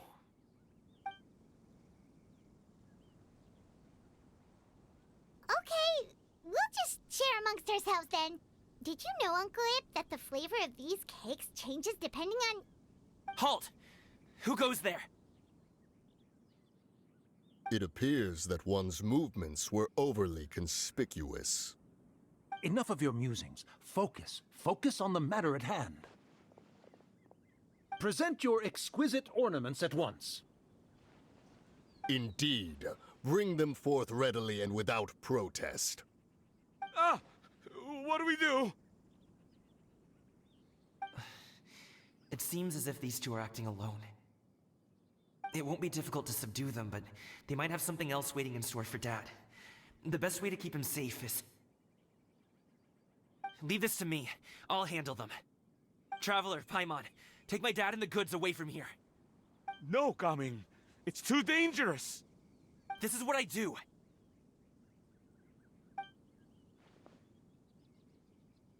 A thorny foe indeed. Let us depart and seek a target softer in blows and disposition. Don't think I'm gonna let you off so easily. Away! Let us away! Coming! Don't worry, he's a great fighter. Paimon's even seen him take down a dozen or so treasure hoarders all by himself. But Coming, If he had just stayed by my side and learned the family trade, he wouldn't have to put himself in such dangerous situations.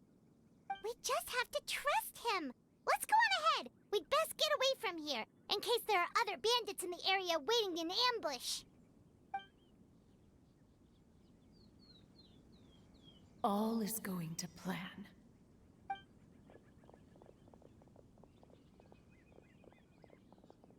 Okay, we should be good to stop here.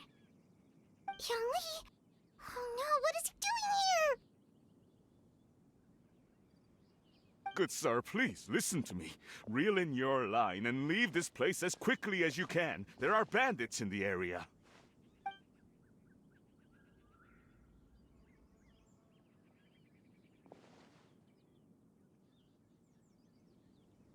Bandits?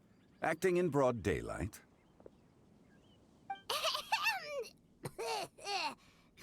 Oh.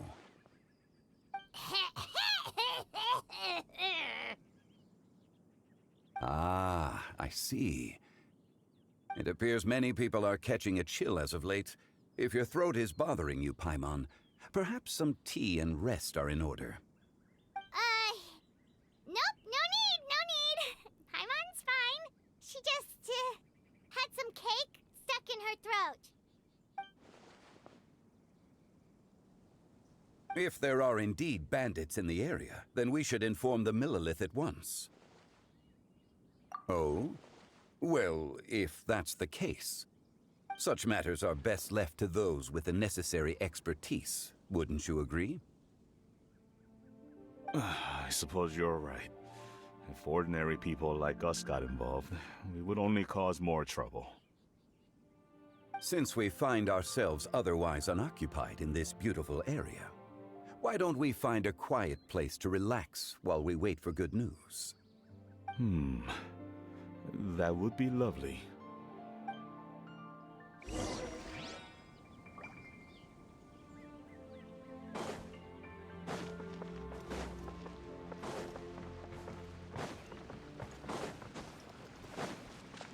So, Uncle Ip does have a reason to be worried. After all, Gaming, the guard we mentioned, is his son. Gaming. The name sounds somewhat familiar. Ah, yes. That is the name of the Usho dancer who has been performing around Liyue Harbor recently, is it not? Oh, have you seen him perform? Indeed. I cannot help but admire his skill. He truly encapsulates the spirit of the Suani. Usho dancing has become more well known in Liyue Harbor recently. However, although performers are seeing budding success, they have no doubt had to face many hurdles along the way. Ones not so easily understood by spectators such as ourselves. If you ask me, what truly deserves admiration is perseverance in the face of adversity. That is a rare attribute indeed. I have heard many of my acquaintances praise Gaming for his kind, selfless, and courageous disposition. To have a child so accomplished and upright, you must be a very proud parent indeed, Uncle Ip. Seems like Zhongli has decided to skip the formalities. Well, he's a hard worker. Yes. You should be sure to tell him you think that when he gets back. Your son is young yet. It's normal for someone his age to be a bit hot-headed. It's understandable to find talking about such things in person difficult. If there's a particular sentiment you wish to convey, perhaps we could pass it along for you. No. It wouldn't be right to ask that of you. This thing between us has festered for many years now. In truth, there are some things that simply aren't easy for us to talk through. I've been in the tea business for most of my life, and I always hoped my child would do the same. Otherwise, how would he support himself? Over the past few years, I heard how well he was doing for himself as a guard. How his work was taking him to farther and farther off places. I also heard that he never gave up on wushou dancing. It made me happy.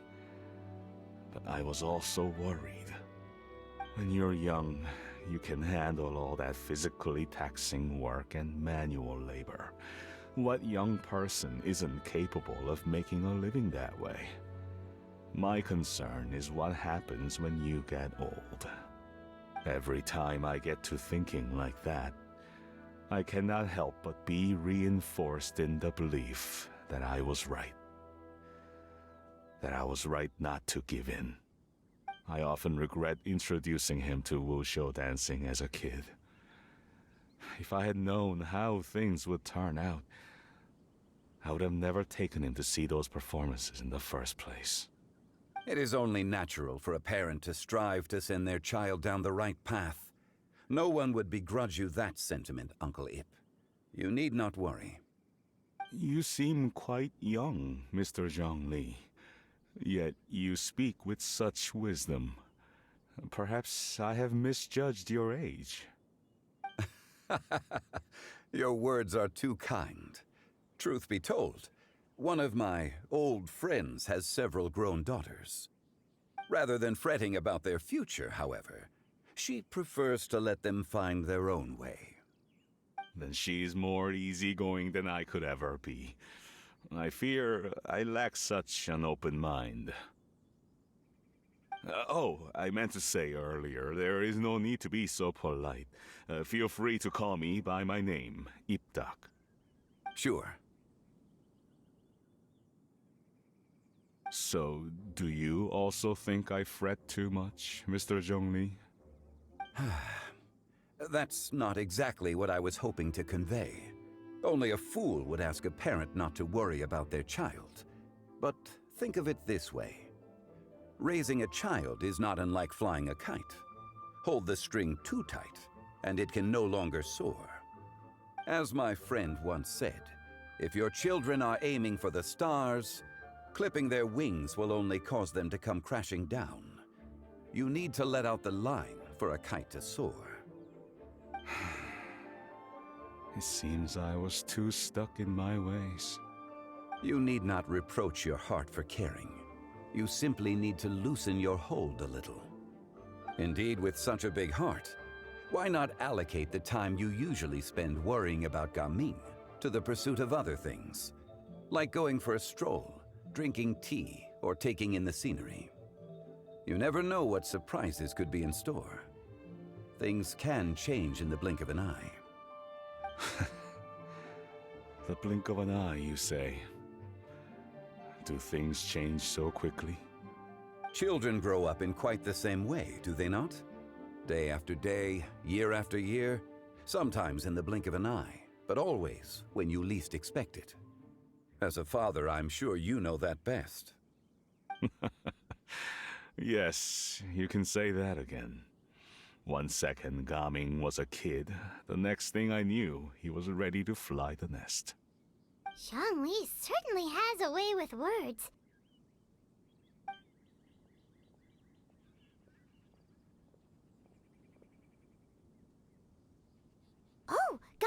back. Hey, Gaming, we're over here! Dad, Traveler, Paimon. Good, you're all here. Oh, and Mr. Zhongli from the Wangsheng Funeral Parlor? You're here too? A fated meeting indeed. We were just enjoying some pleasant conversation.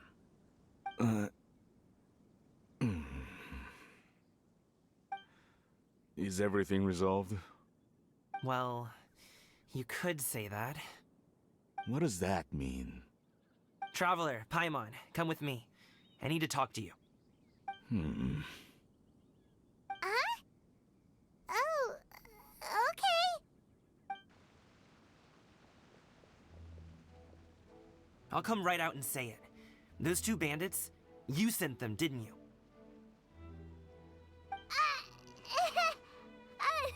So, that's how we're starting off? Can't look me in the eye, huh? Guess I'm right then. Okay, but how did you know? At first, their mannerisms seemed a bit stilted. But once I got close, it was obvious that they possessed great skills. I was right on their tail, and it should have taken only a few steps to catch up to them, yet somehow, I was never able to close that distance. People with that level of skill would have gone about things differently from the start, like sneaking up on us while we were distracted. Unless, of course, their real motive was to lure me away from the group all along. Wow, you're pretty quick on the uptake. I just have a lot of experience. I've dealt with many a ruthless bandit in my time, but I've never seen ones like them.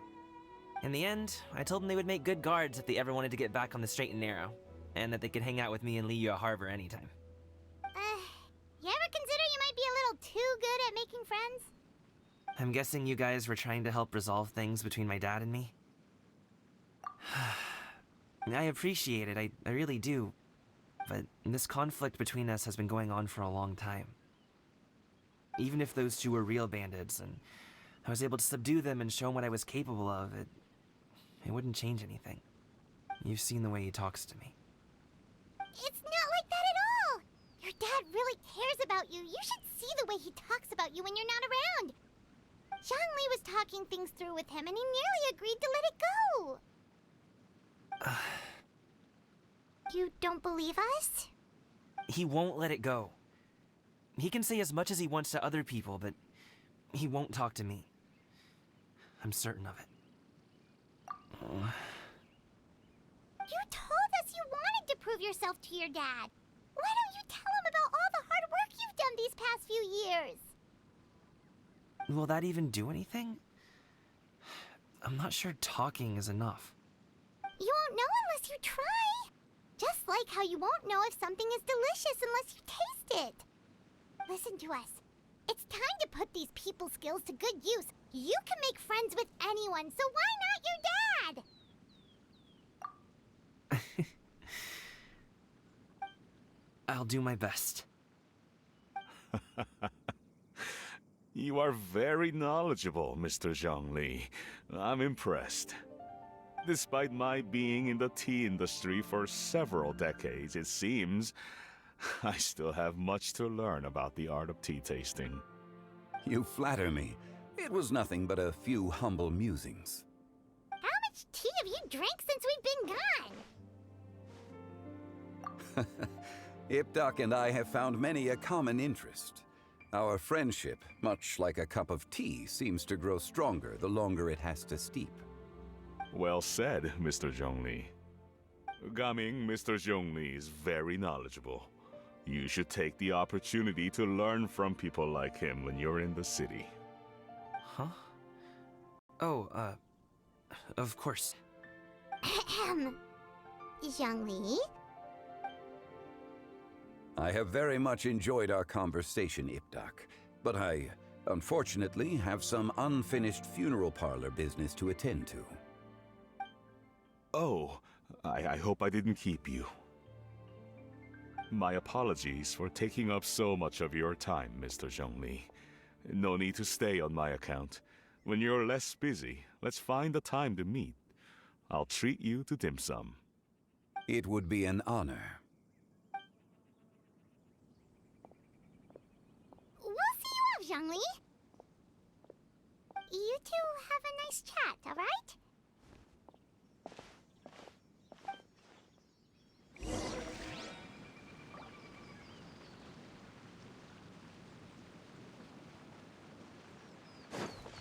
Time to go.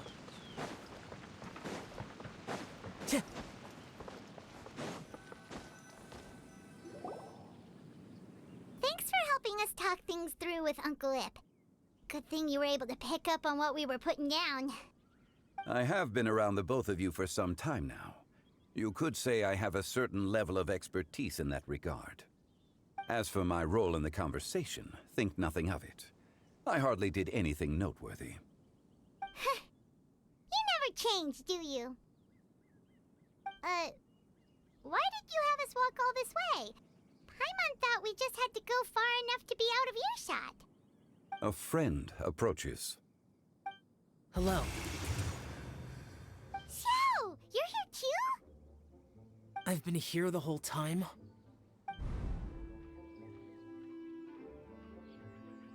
A ghostly kite. Could that elusive Director Hu be coming to Wangshu Inn once again?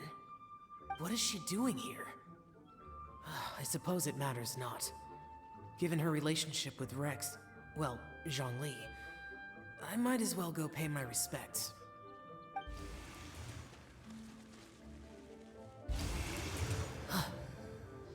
It's you!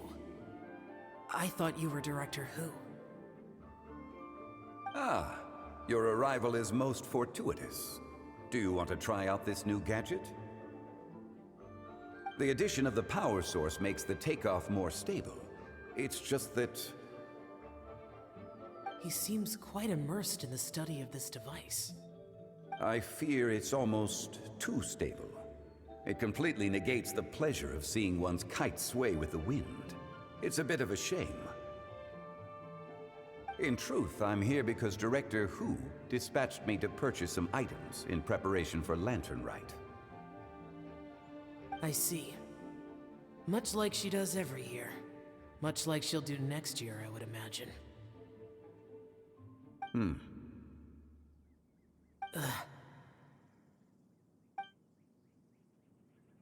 Am I wrong? Or has she once again sent you out to buy, what is it, sesame oil or something? While we're on the subject, I do wonder why she is so obsessed with using sesame oil in the preparation of mixed vegetable dishes for Lantern Rite. A recommendation from Xiangling, perhaps. What do you think, Xiao? I've only met Director Hu a few times. I'm hardly the best person to ask. Ah, and is that not a sign that you should visit Wangsheng Funeral Parlor more often? It wouldn't hurt to grace the parlor with your presence now and again, when you are otherwise unoccupied. This one here is a traditional kite, one without any equipped mechanical device. Director Hu tasked me with studying the differences between the two to determine which one is of greater merit. Many hands make light work. Perhaps you could test out the other kite for me? All right. I have made my comparisons. If speed is what you're after, the mechanical kite is the better choice. Wonderful. I shall pass that information along to Director Hu. I'll leave these two kites with you. Perhaps you can find a few friends with which to partake in the activity. You might find it to be an enjoyable use of your time. Oh, wait. Who enjoys kite flying? Well, I would imagine someone of your talent and wisdom is more than capable of finding out. So, you were testing out the kites for Hu Tao and even roped Xiao into doing it for you? Paimon didn't ask earlier because the situation was, awkward. I would hardly say I roped Xiao into anything. I simply sought the help of a friend. Besides, we did the testing together. Seems like our pool of competitors is growing. Do you like kite flying, Xiao?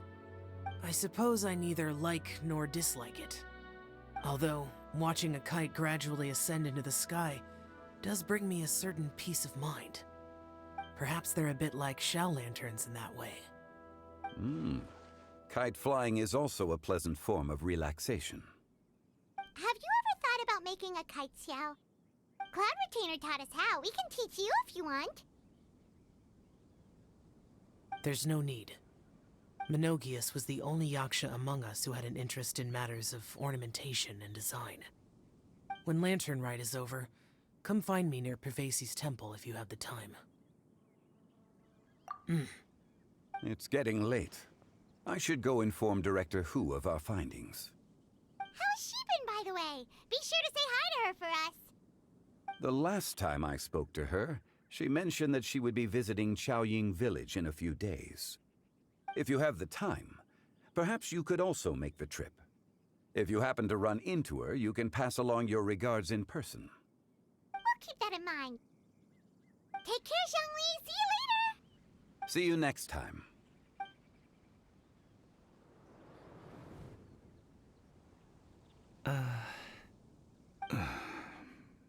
Dad.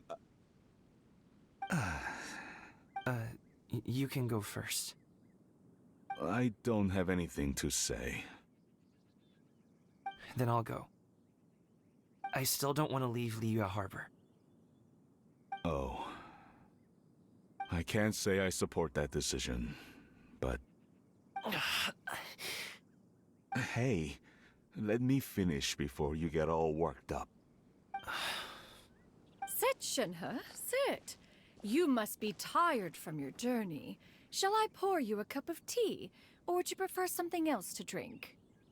No need. I'm not tired. They're gone, Master. Perfect. The time is nigh for us to make an appearance. Do you remember the plan one recounted to you? Yes, Master. We aim to give them a demonstration of familial love. So I'll have whatever you are having. All right. What are Auntie Xianyun and Shenhe doing here? Just how many people are involved in this scheme? I suppose all I can do is just take a seat and see what happens. Perfect. I just so happen to have bought some Sunglow tea recently. It's quite the delectable variety. Or it would be if one has not been forced to drink it every day in the hopes of whittling down one's considerable stash. One has more than had one's fill already. Oh, forget it. Such thoughts detract from the present need to keep up the conversation. Has work been busy during the holiday season? Do you need my help with anything? Drunk guests can sometimes cause trouble, but I deal with them as you taught me, by pinning their heads against the table. Are Auntie Xianyun and Shenhe serious right now? Oh dear. While one was busy orchestrating this act, one seems to have forgotten about Shenhe's various eccentricities. What I meant to ask was, have you made any new friends? We live so far from each other, it would be a great comfort to me to know you were surrounded by good companions. You already know of my past circumstances. Recently, I've been conversing with Guoba in the kitchen at night. Guoba can't talk, but his companionship is a comfort. The poor child. Her one friend can't even talk. I guess maybe Gaming is not doing so bad after all. Perhaps I've been too hard on him. Let's move on, shall we? Do you have any plans for today, Shenhe? How about we do something fun? That sounds about right. Take her to do something fun, and perhaps she'll loosen up a bit. Like we used to do when we would carry stones up and down the mountain from dawn until dusk, picking herbs to eat for dinner along the way? If that is what you ask of me, then that is what I shall do. Dad, here, have some tea. Or no, wait, let's not have any just yet. Yeah. I simply can't listen to that any longer. Coming, I'd like to finish what I was trying to say before. I don't support your decision to stay in Liyue Harbor, because living there is too hard on you. If you come home, there will be people to help you. I'm not saying we have to live under the same roof. I know our personalities are too similar to avoid butting heads. But you'll have your entire family around you. Your aunts, uncles, they'll all do whatever they can to help.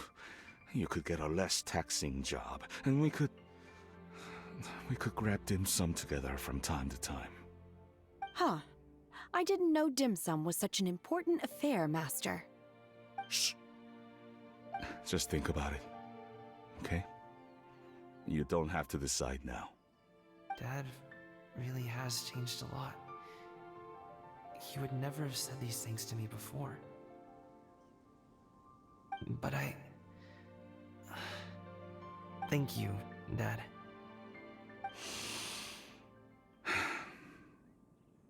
It's been long enough, don't you think? Oh, Paimon sure hopes they've made up by now. Oh, they're drinking tea in silence. That's not a good sign. Did Xianyun's plan not work after all? Hey, you two! Paimon's sorry we were gone for so long.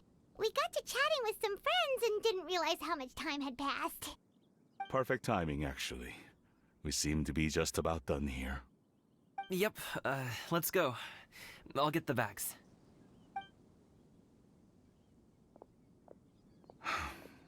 Gaming has grown a lot taller, hasn't he?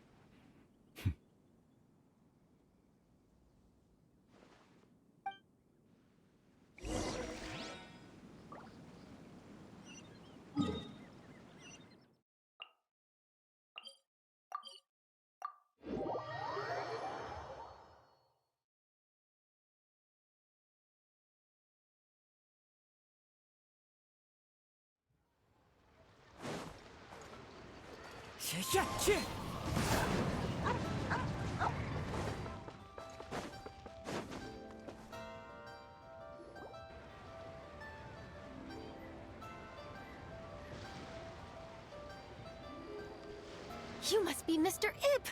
Thank you for coming all this way. My name is Charlotte, and I'm a reporter from Fontaine. You can find me writing for the Steambird. I invited you here not just to purchase your fine tea, but also with the hope that you might be willing to sit down for a short interview. What do you say? An interview? To advertise my teas? I suppose you could think of it that way. We Fontanians are big tea drinkers too. The Fontaine Market. Then I'll need some time to adequately prepare. Perhaps we could sit down and discuss the questions you intend to ask in advance. Of course, of course! Please follow me.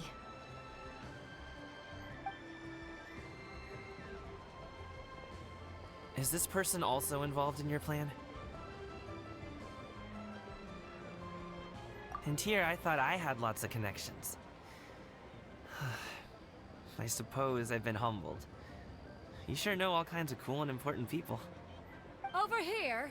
Yoo-hoo! Over here! Huh? What? Auntie Shenyun? She probably wants to talk about the next phase of the plan. Let's go while your dad is still distracted.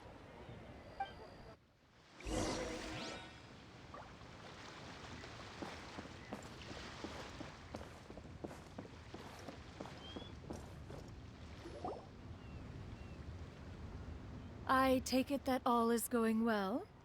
Don't worry, Shenyun. Everything is going according to plan. I knew it. I knew that was all an act earlier. Auntie Shenyun is really something. She was so determined to help me. She didn't even care about making herself and Shanka appear foolish in front of my family. She truly knows how to look out for others. I still have a lot to learn. As for the next step... Oh no! What's wrong, Gamin? Don't tell me you're the ones footing the bill for all that tea. I can't let you do that. Fret not. Reimbursements will be made. Exactly! Think of it more as an investment, as Ningguang would say. We pooled together the Mora so that Charlotte could place the order. She's gonna bring it back to the Steambird as a gift, as well as a sample of the regional specialty. Fontanians will probably fall in love with your dad's tea as soon as they lay their eyes on Charlotte's article. And once all the money from the new orders begin to roll in, getting our Mora back will be a piece of cake. Oh, okay. Business-related matters always seem to go over my head, but I refuse to let you all lose Mora on my behalf. I'll pay you back right now. We can talk about such matters at a later date. There are more important matters for you to consider at the moment, are there not? Yes. I've been thinking about it the whole way here. I have an idea, but I'd hate to cause even more trouble for all of you. That is for us to decide. Yeah, we're all friends here. Plus, we wouldn't be here if we didn't want to help, right? Just tell us about this idea of yours. Okay. So, it's like this.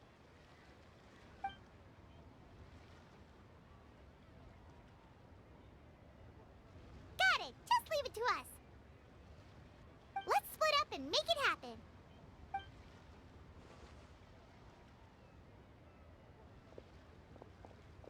We need to do those things we talked about, but we also still have the kite flying competition. Since Xiao already tested out those kites for us, why don't we also go buy one of those mechanical thingamabobs or whatever they're called? We can attach it to our kite.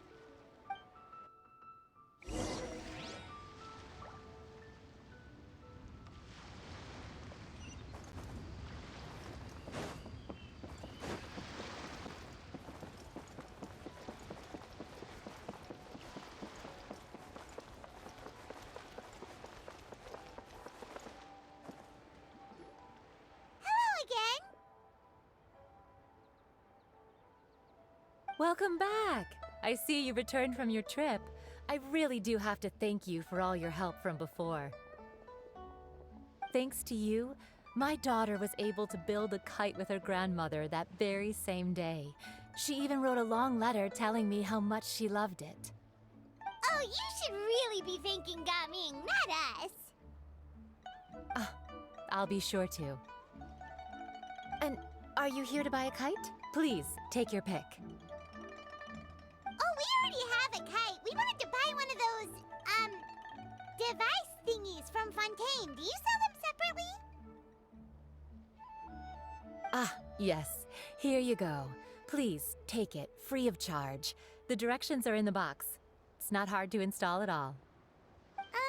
It doesn't feel right for us to just take it. Well, nor would it feel right for me to take your Mora. Good luck in the kite flying competition. I'll be rooting for you. All right then, thank you.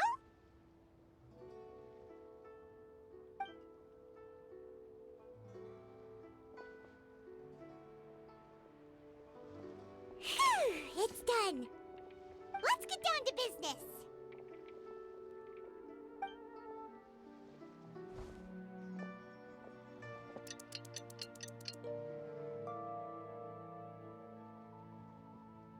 Looks like we finished everything we needed to do. Let's find a good place and put this thing into the sky.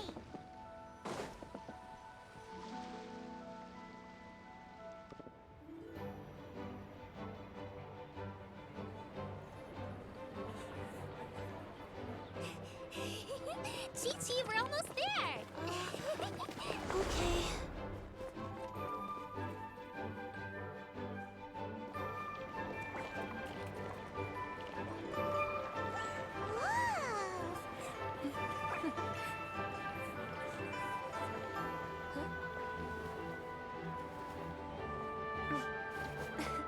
Come here, allow me.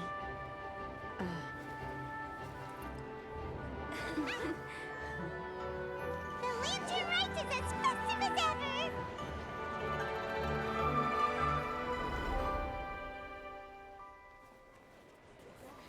Huh?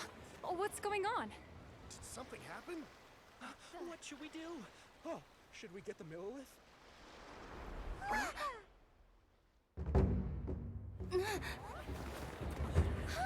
What's that?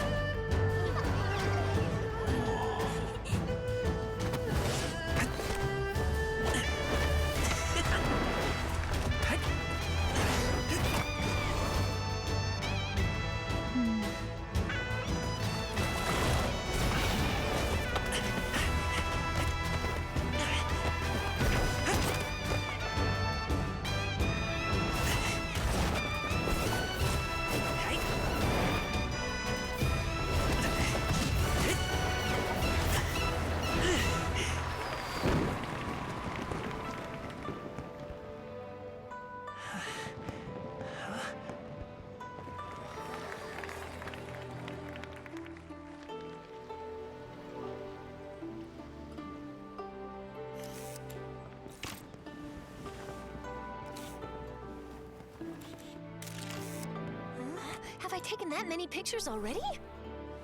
I need to load more film.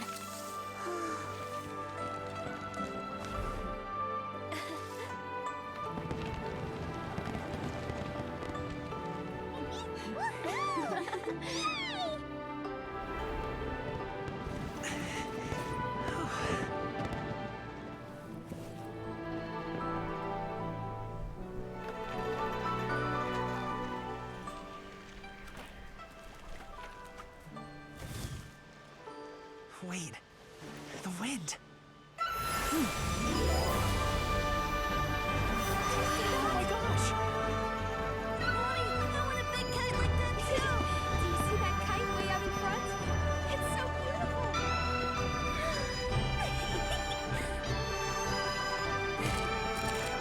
Happy Lantern Rite. Happy Lantern Rite!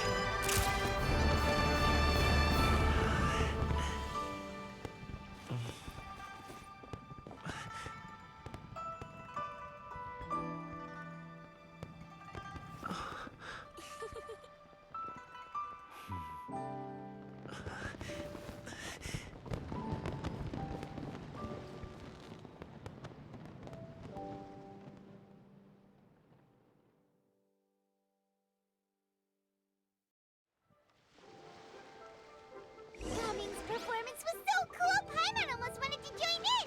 You saw that, right, Traveler? Let's go find him. Oh, he's over there, talking to his dad.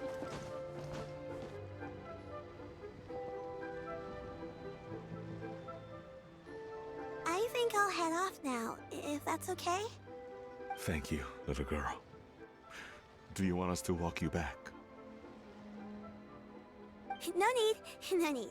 Master is waiting for me right over there.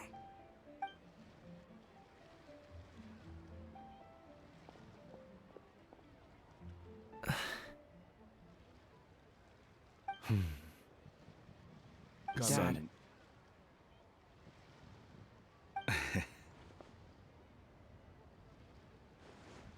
I suppose I'll go first this time.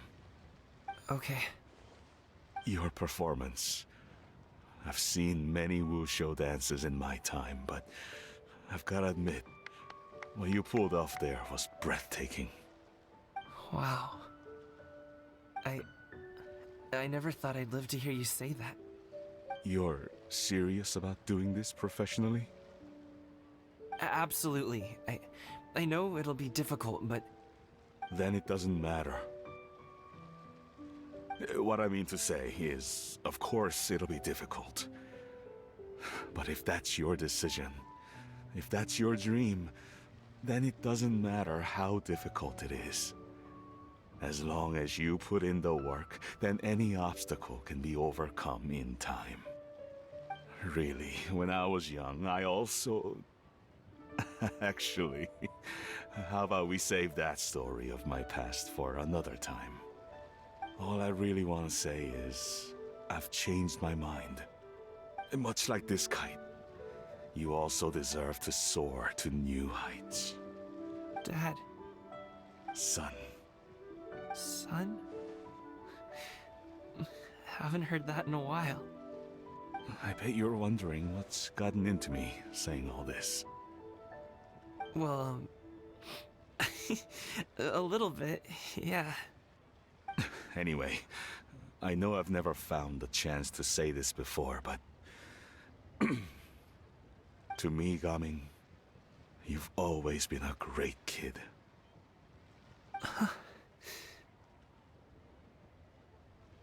Alright, that's everything I've got. Did you have something you wanted to say, or...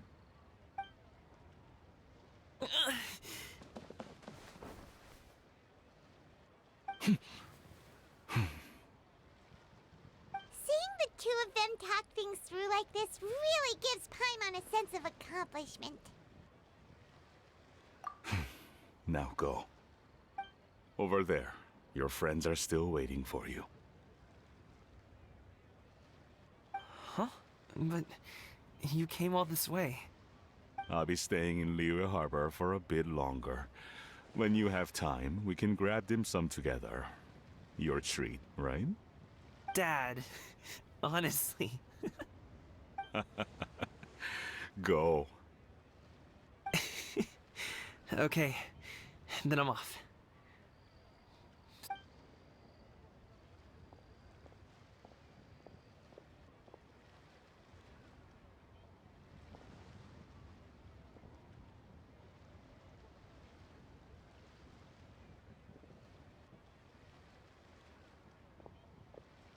That's quite the smile you've got there, Gaming.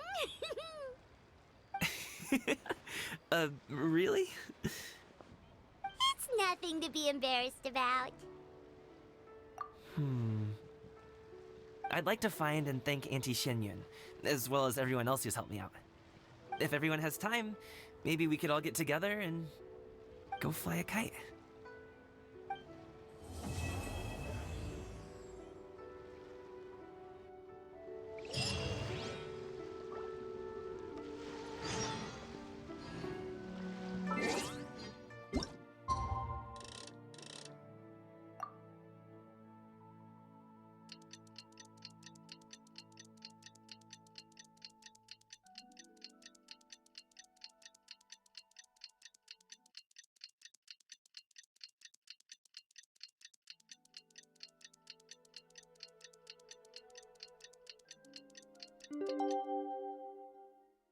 Wherever in this world I roam, I carry memories of my home.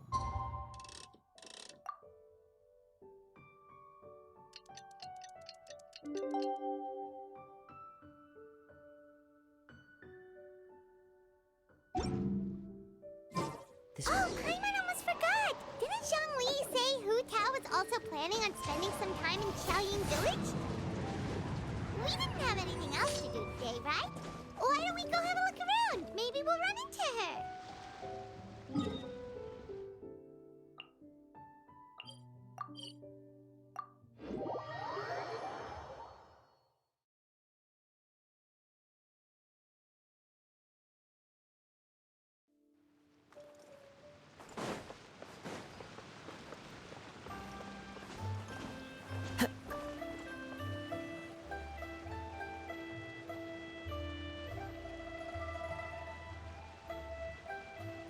The mountain air is so refreshing. It makes Paimon feel like she could float around all day and never get tired.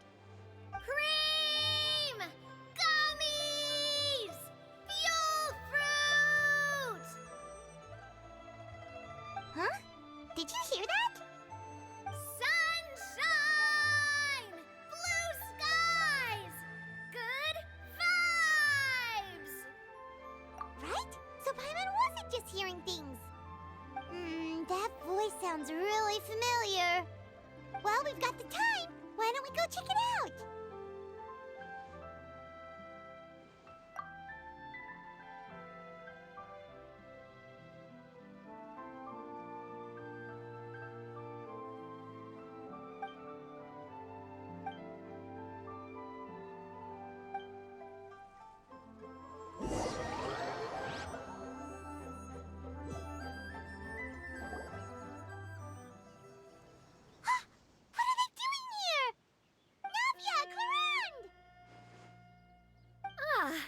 Well, if it isn't my dear partners. See, I told you that something good was going to happen during our travels today. I have to say, sometimes the Steambird's astrology column is spot on. It's just your lucky day. Are you guys also here to catch the festivities? Oh, and that reminds me. Happy Lantern Rite. Happy Lantern Rite. Happy Lantern Rite to you too! Wait, if you're here for Lantern Rite, then what are you doing on top of this deserted mountain? And that voice we heard, that was you, right, Navia? Oh, impressive. You could tell it was me from that far away. You've got good ears. That or your voice is just really loud. Well, of course it is. After all, I'm a boss. Indeed. I suppose it's an asset. Sure is! Having a loud voice is a handy tool when it comes to communication. Wait. That wasn't even Paimon's point. wants to know why you two were shouting from the top of this deserted mountain. There was something about almonds, maybe? And buell fruit? Ooh, is it some sort of secret code? No, it's not a code. The words are meaningless. Perhaps, but the act of shouting was very meaningful indeed. That's just what mountain climbers do, right? After all the hard work it takes to make it to the top, as you stand on the summit looking out at the vast scenery, it's not easy to resist the urge to release those emotions. Exactly. You get me, partner. I was afraid that it would cause a disturbance, so I asked the locals around here, and they said it was fine. Apparently most hikers like to shout when they get to the top, so the locals are used to it by now. So, you see, it's not just me. I guess everyone shouts from the top of a mountain at some point in their life. Speak for yourself. When you're stressed, don't you ever just get the urge to do something for no reason? Not really. If I ever get stressed, I just go hunting. Oh, that's a pretty good way to relieve stress.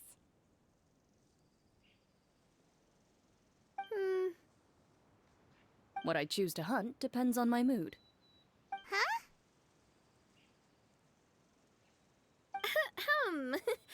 Anyway, why don't you two give it a try? Shout anything you want. It's a real stress reliever. As long as Paimon has clothes on her back and food in her belly, Paimon doesn't think there's any stress that needs relieving. Oh, I bet you guys are just too embarrassed to let loose. No need to be shy. Even Farina was shouting from the top of this mountain earlier. Huh? Did Paimon hear that right? Farina's also here? In Chaoyang Village? Believe in your ears. It is indeed as you heard. Actually, the reason we climbed this mountain in the first place was also because we heard the sound of shouting. Yes, we could just about make out someone yelling things like, "Help me!" and "What should I do?" So we hurried up here to check it out. And what do you know? Miss Farina was standing right there, all red in the face. She practically sprinted back down the mountain the minute she saw us.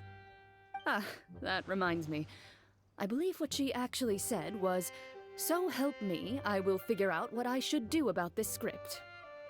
So, you could actually hear what she was saying? Why didn't you say so earlier? I thought someone was really in trouble. I figured we would come check out the situation either way. Why not let her keep some privacy? Oh, seems like you caught Farina in the middle of some stress relief as well. She probably would have never thought. No, she definitely would have never thought she would run into anyone she knew all the way out here. I think so. We ran into Nervalet on the way here as well, but he was already on his way back, so they probably weren't together. What? Nervalet was here too? What was he doing here? It couldn't have been for vacation. I think it just might have been, actually. But apparently he only stayed for half a day before heading back. He's a very busy man. Neuvillette is not the type to take much time off. Taking even a half day for himself is already a huge step in the right direction. Didn't Charlotte publish an article on the Liyue tea industry recently? Maybe he was inspired to come buy some tea after reading that article. You know, just like you were. My situation is completely different. I'm here because I was asked to accompany you. The tea purchase is simply an added bonus of this location. You Fontanians and your tea drinking. Oh, it's not for me. I lost a bet with Ridesley, and now I have to buy him something. It was just a spur-of-the-moment sort of bet. Ridesley gets really invested in that sort of thing, but he couldn't care less about what he wins in the end. You could give him mint plants that you plucked from the side of the road, and he wouldn't even mind. If only he was that easygoing when it came to talking business. In any case, I'm pretty sure the tea you bought is this region's specialty. What is it called again? Nervalet even mentioned it earlier. Yes, that's the one. You didn't really buy 10 boxes, did you? Please. Do I look like someone who would fall for that sort of marketing trap? Ah, that reminds me. You guys said you only came up here because you heard my voice, right? I hope it didn't put you out. You must have had other plans for the day. Oh, that's right. Who tell? A few days ago, we heard that a friend was going to be in Xiaoying Village, so we decided to come and see if we could run into her. Oh dear. We've been chatting for quite some time. I'm sorry for keeping you. That's good. We should probably head out and look for Hu Tao. No need to stay on our account. We just got up here, so we're gonna stay around for a little longer. Go and meet your friend. We can meet up in Xiaoying Village later. Sounds good. We're gonna head down the mountain then. See you later!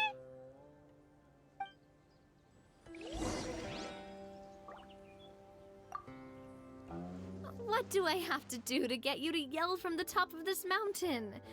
Name your price. You really want to hear it that bad, huh? I'm just curious is all. I have a feeling you'll say something amazing. I will pass. I prefer to let actions speak louder than words.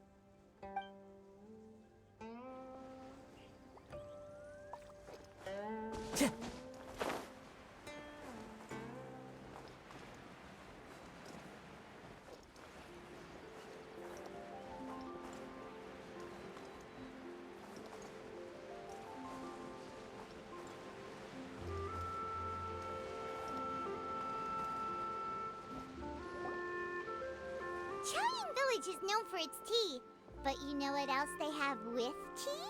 That's right, dim sum! Didn't Gaming say something about dim sum being eaten in the morning? Oh, Paimon wonders if we can still get some at this time of day. Oh, well that's fine too. Paimon doesn't care what kind of tea it is as long as it comes with some tasty snacks. Now let's see what kind of yummy things we can find around here. Paimon's not seeing things, is she? Is that Farina standing between Zhongli and Hu Tao? Wonder what they're talking about. Zhongli knows a lot of stuff. Maybe he's telling Farina about Xiaoying Village.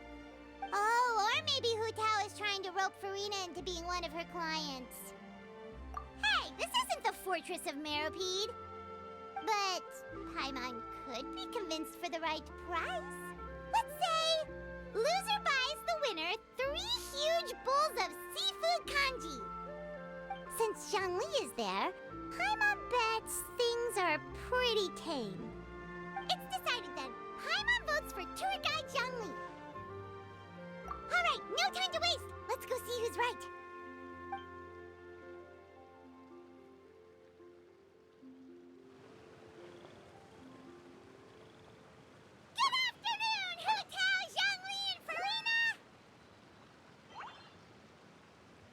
Great, now Paimon's shouting too.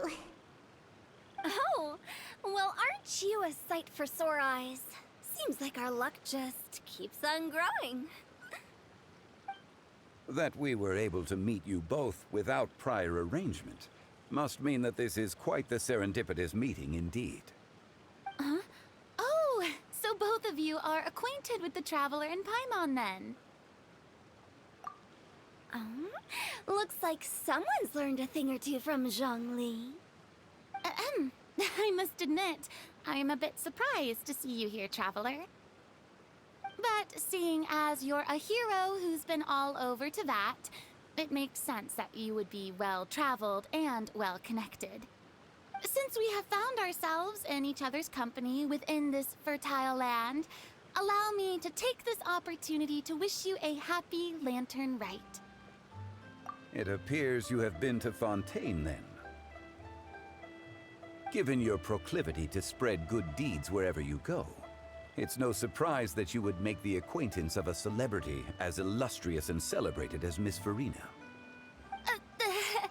That's quite high praise. What I mean to say is, you flatter me, Mr. Zhongli. Although I've built up a certain following within Fontaine, it is no reflection of strength or wisdom. I stand before you right now as nothing more than an ordinary traveler in search of beautiful scenery and creative inspiration. There is definitely more to Mr. Zhongli than meets the eye. I could tell as much from our conversation earlier. Given his breadth of knowledge on both academic and worldly matters, there's no way he hasn't heard about what happened in Fontaine. Is he just feigning ignorance for my benefit? No. You're no common tourist. I simply won't have you talk about yourself that way. Huh? Does that mean Hu Tao also knows? You may not have heard, friends, but... Miss Hu Tao. Miss Farina is now one of my esteemed clients. Yep.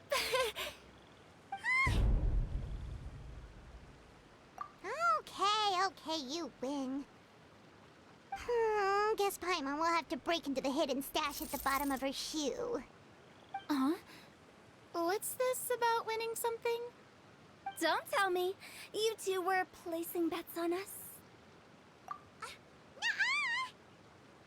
We just saw you guys standing on the side of the road and couldn't help but take guesses as to what you were talking about. Oh, I see. That means you, my friend, must have guessed that I was trying to promote my business to Miss Farina. That I do, my friend. What was Paimon's guess then? Paimon thought Zhongli was showing the newbie around. By newbie, you mean me, right?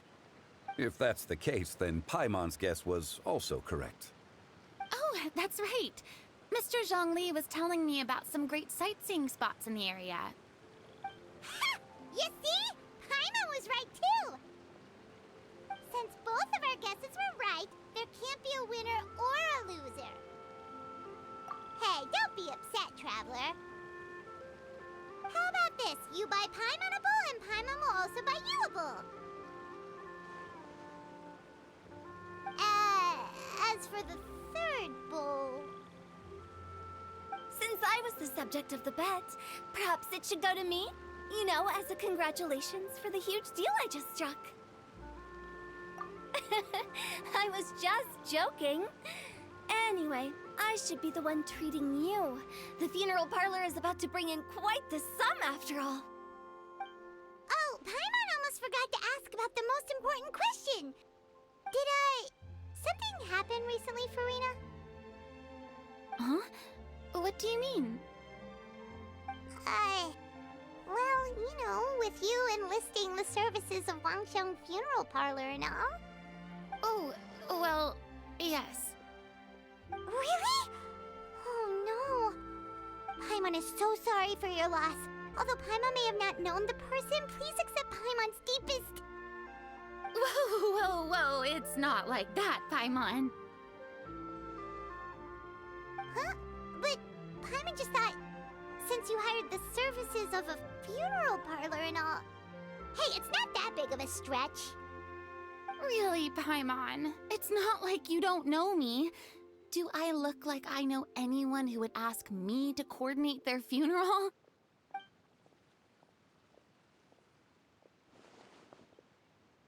Miss Hu Tao is simply helping prepare some props for my film.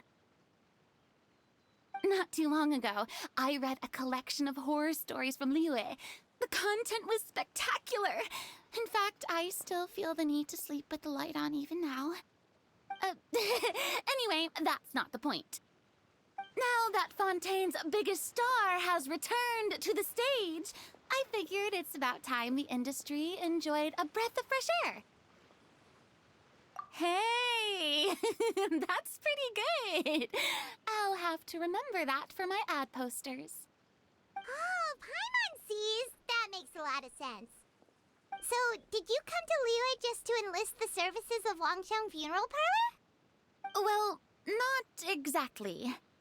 My original plan was to just relax and enjoy the sights. But then I ran into Miss Hu Tao and Mr. Zhongli, and well, you know the rest. I suppose it was meant to be. It was a fated meeting indeed. Zhongli sure loves his lofty turns of phrase. But if you ask me, it's all thanks to that man who stopped to ask for directions. Oh? Who was it? It's someone you know. Wanna take a guess? What? How did you guess that on your first try? Very impressive, my friend. Your guessing game is spot on today.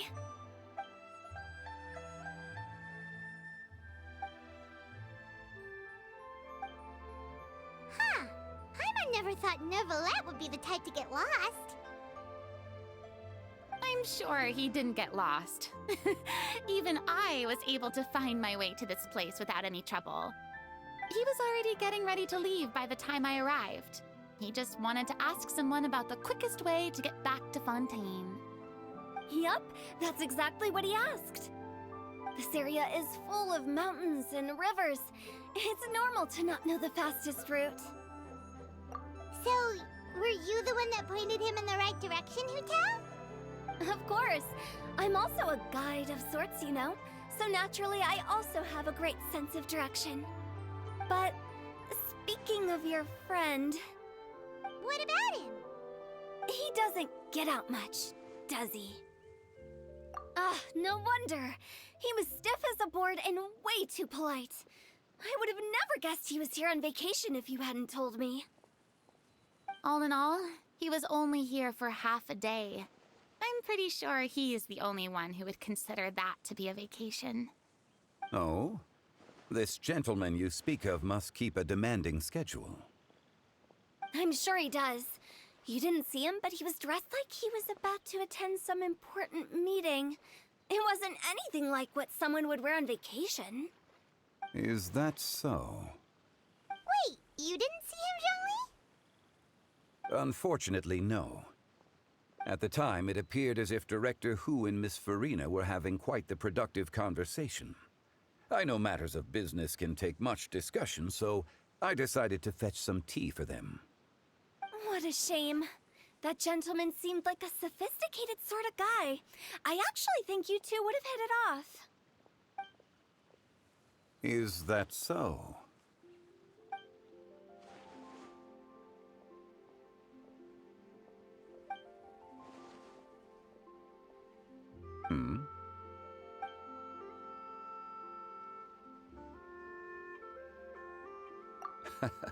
To borrow Miss Farina's turn of phrase, perhaps it just wasn't meant to be. Well, with the Traveler around, I'm sure you'll have a chance to get to know each other at some point. That's right. She's got more friends than she knows what to do with. Well, that's certainly true. Oh, that reminds me.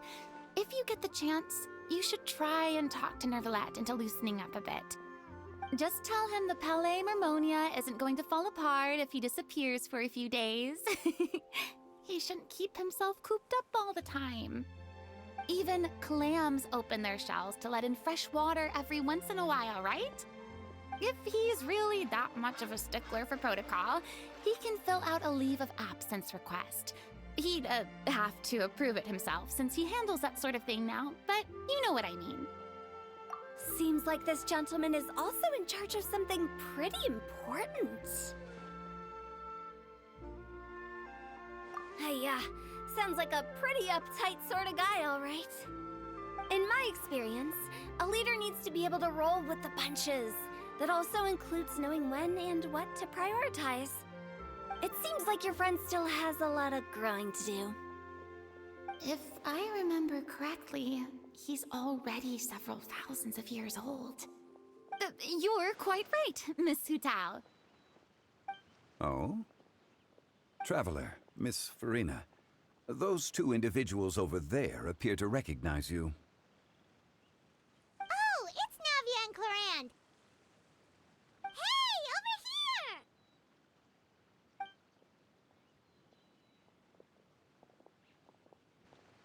We saw you all chatting over here, and we're wondering if we could join in. Please, excuse the interruption. Oh, so polite. No apologies necessary. Any friend of the Traveler and Miss Farina is a friend of mine. Ah, straight to the point. I like it.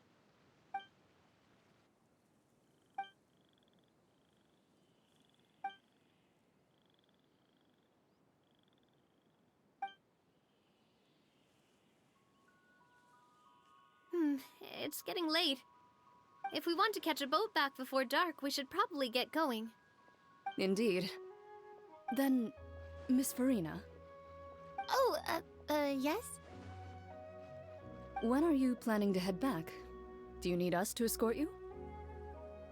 Oh, I don't think that will be necessary. I mean, you're not my subordinate anymore. You don't need to look after me. I didn't mean it that way. It's normal for friends to travel home together if they run into each other on the road. There are a lot of mountainous roads in this area. I imagine they'll be even harder to navigate after dark. Exactly. Just like in those ghost stories. 8 paths converge in a wood. Beside them an old house is stood. If you dare to go inside, not a soul will greet your eye. But if you take a closer look, there may be something you mistook. A candle flickers to and fro, yet there is no wind to make it so. What is its secret? What could it mean? In this wood, where mystery screams. Ooh.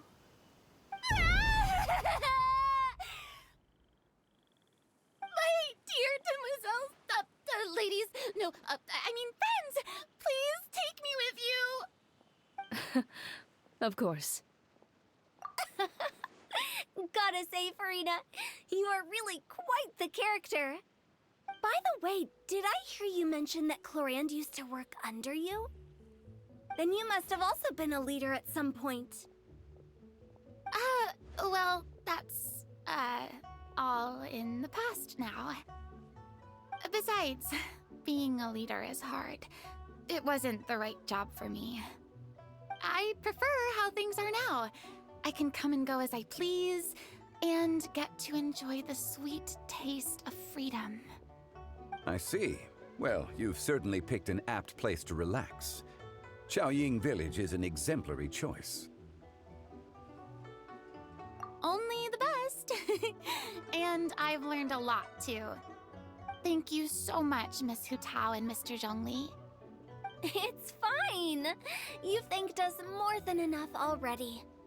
The next time you're in this neck of the woods, I'll treat you to some dim sum in the city.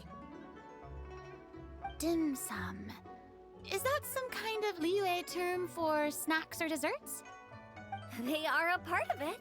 It's basically a table full of as much tea, sweets, and good company as you can manage. Oh, so it's basically a tea party. Sounds great. Make sure to order the winter melon cake and the lotus flower crisp. They're so sweet and delicious. Paimon knows you'll love them. Ooh, okay. I'll be looking forward to it then. Wait, but didn't you guys say you were here on vacation? How come you're all going home empty-handed?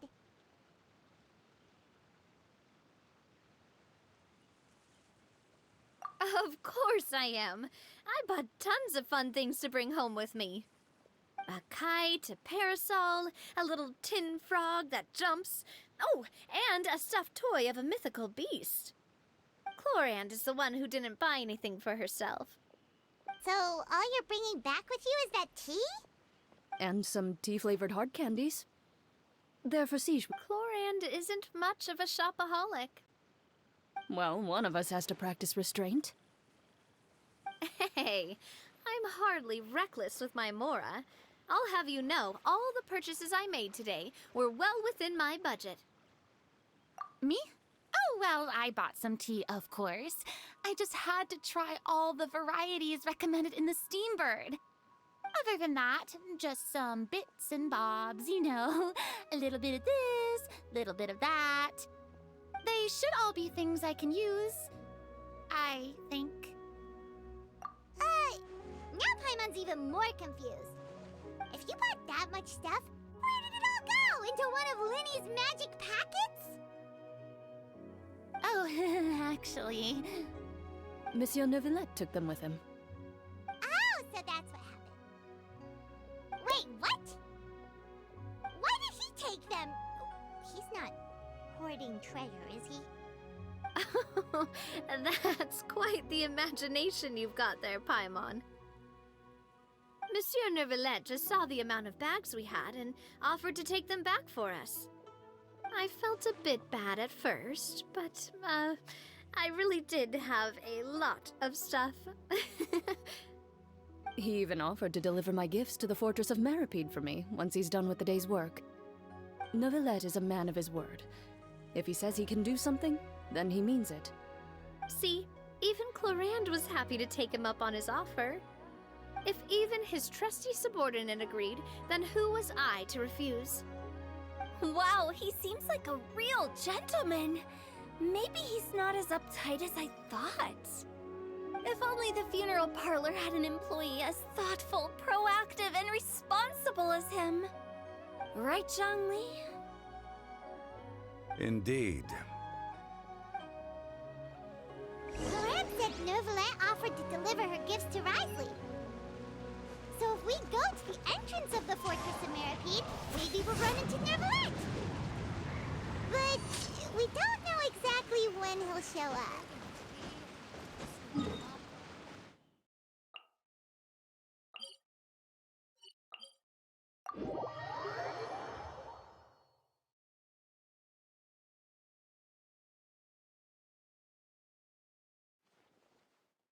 Time to go.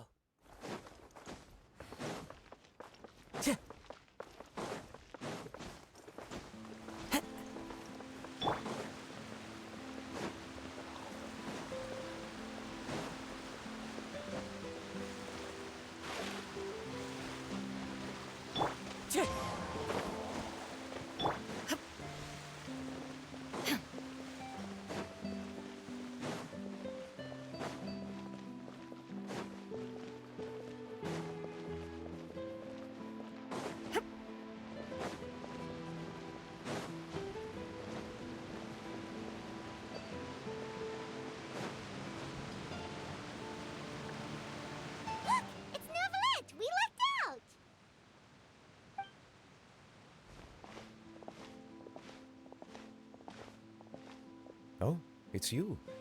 It has been some time since our last meeting. Few people frequent this location. Since I was able to conclude my work early for the day, I thought I might take a walk and avail myself of this area's peace and quiet. You call this early? Do you always work this late, Neuvillette? Strictly speaking, that depends on the agenda for the day. I am hardly bereft of time, however, so working late is of little consequence to me. Really? If you have so much time on your hands, then why did you only go to Chaoying Village for half a day? First, I should clarify that I was referring to my lifespan, rather than the time at my disposal on any given day. Second, I was unaware you possessed knowledge of my trip to Chaoying Village. I see. Thank you for informing me. Yes, they have been safely delivered. I have to hand it to Clorand. Just a simple gift delivery, and she has the great and mighty Udex at her beck and call. I was just passing through. It was merely an act of convenience. All right. Then I hereby confirm receipt of the goods on behalf of the staff of the Fortress of Meripede. A verbal receipt of confirmation? Is such a formality really necessary for a small matter such as this? Guess not. This quantity of tea, though, seems a little excessive for a gift, don't you think? Before you know it, they'll start accusing me of taking bribes. About that. Much of that is my own excess, I'm afraid. Oh? Why? What happened? It was buy 10 boxes, get half off. Ah, that explains it then. Well, go ahead and leave them to me. I'll get through this stash as fast as I can. You have my thanks. Oh, there's something else I'd like to give to you. This is a stone slate, engraved with a symbolic design. While that is an apt description, it is in actuality a legal codex. A legal codex, huh? Before the advent of modern writing utensils, information was recorded on stone slabs such as this. The law was no different. Okay. Since ancient times, the scales of justice have symbolized the fairness and impartiality of judiciousness. As a tribute to that sentiment, this slate was designed after a traditional legal codex and engraved with a symbol instead of text. During my travels recently, I chanced upon a roadside stall offering tourists the opportunity to try their hand at the ceramic arts, so I decided to have a go. We joked with Clarence some time ago about gifting you a legal codex. So, here you go. Ah, so that's what this is about. I did not expect you to remember it as well. In any case, I hope this can be considered as a reasonable attempt to join in on the banter. It is a very good attempt. I suppose I shouldn't be surprised. Even your sense of humor centers around the law. That's an impressive level of commitment. Well, a gift of this significance deserves to be put on display, and I know just the place. Front and center in the fortress's showroom. Ah, surely there's no need for such a grand gesture. Just kidding. I don't have anything like a showroom. But we do have a storage room. We can put it next to all the mechanical parts Sijuin has collected. That sounds good to me. So that's what you were doing in Chaoying Village. Indeed. Of course, while I was there, I also took the opportunity to taste the local spring water. The aftertaste is much purer than what I have delivered to me in Fontaine. It stands to reason that the long-distance transport has a tendency to imbue the water with extraneous emotion. If you want to experience the true flavor, you simply have to go to the source. Perhaps I should organize some time off to do the same elsewhere. Then we are of the same mind. It appears my desire is justified. If you say so, but you know you don't have to justify a vacation, right? You can just take one. After all, you're hardly bereft of time. You can do whatever you want. You're quite right. I suppose I suffer not from a lack of opportunity, but rather a lack of inspiration. However, after reading a few articles about Liyue's holiday traditions, the idea popped into my head and made itself quite at home. Seeing as I was free of responsibilities for the morning, I decided to depart at once. Refreshing.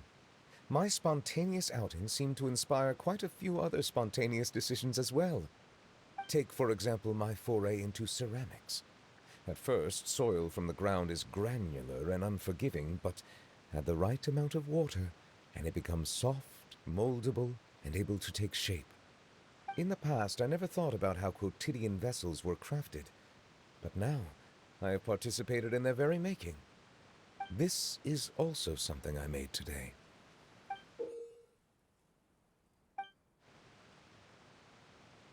That's a ladle? Paimon thought it was supposed to be some long-necked sea creature. That was indeed one of my inspirations. Really? You like it?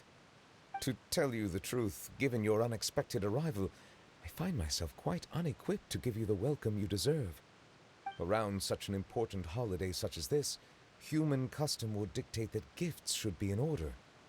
But I'm afraid this is all I can offer. If you'll have it, that is. That is precisely why it would do me such a great honor if you accepted. You are most welcome. Happy Lantern Rite.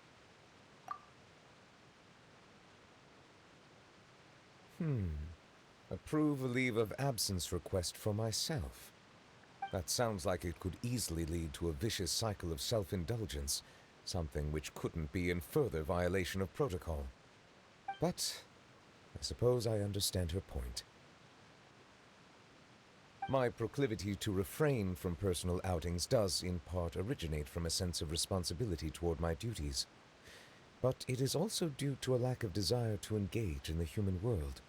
But now I see that the human world is indeed full of many interesting places to discover.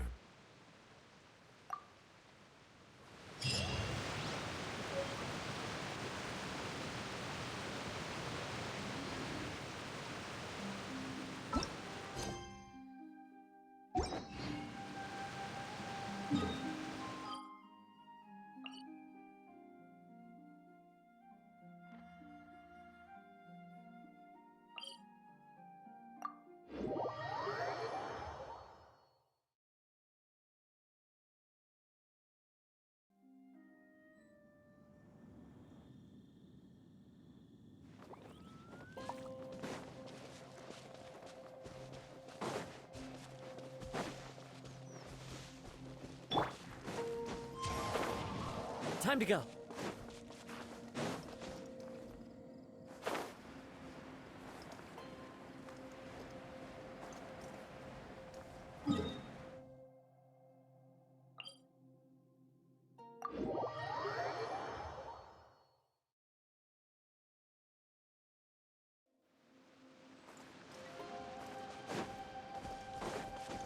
Yeah.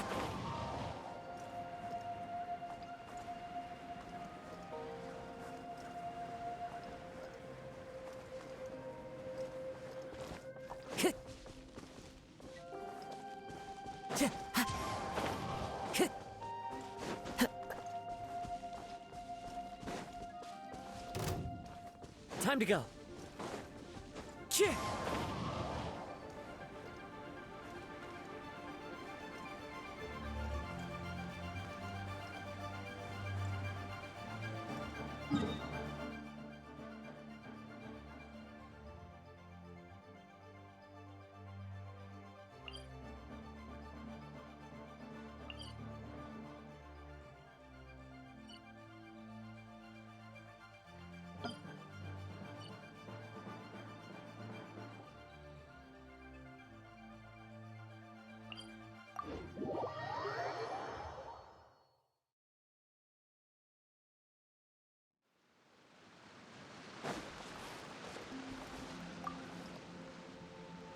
Traveler.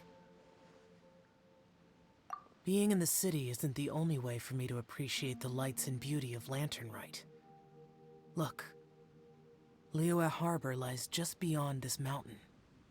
As long as I stand at this vantage point, I may freely behold the sights of all the kites slowly ascending into the sky. For me, that is enough. I invited you here because there is something I would like to do. I want to release a shell lantern, and I'd like you to be there for it. Yes. I apologize for its crude appearance. I have little skill in that regard. You are very kind, as usual. All right. It's time.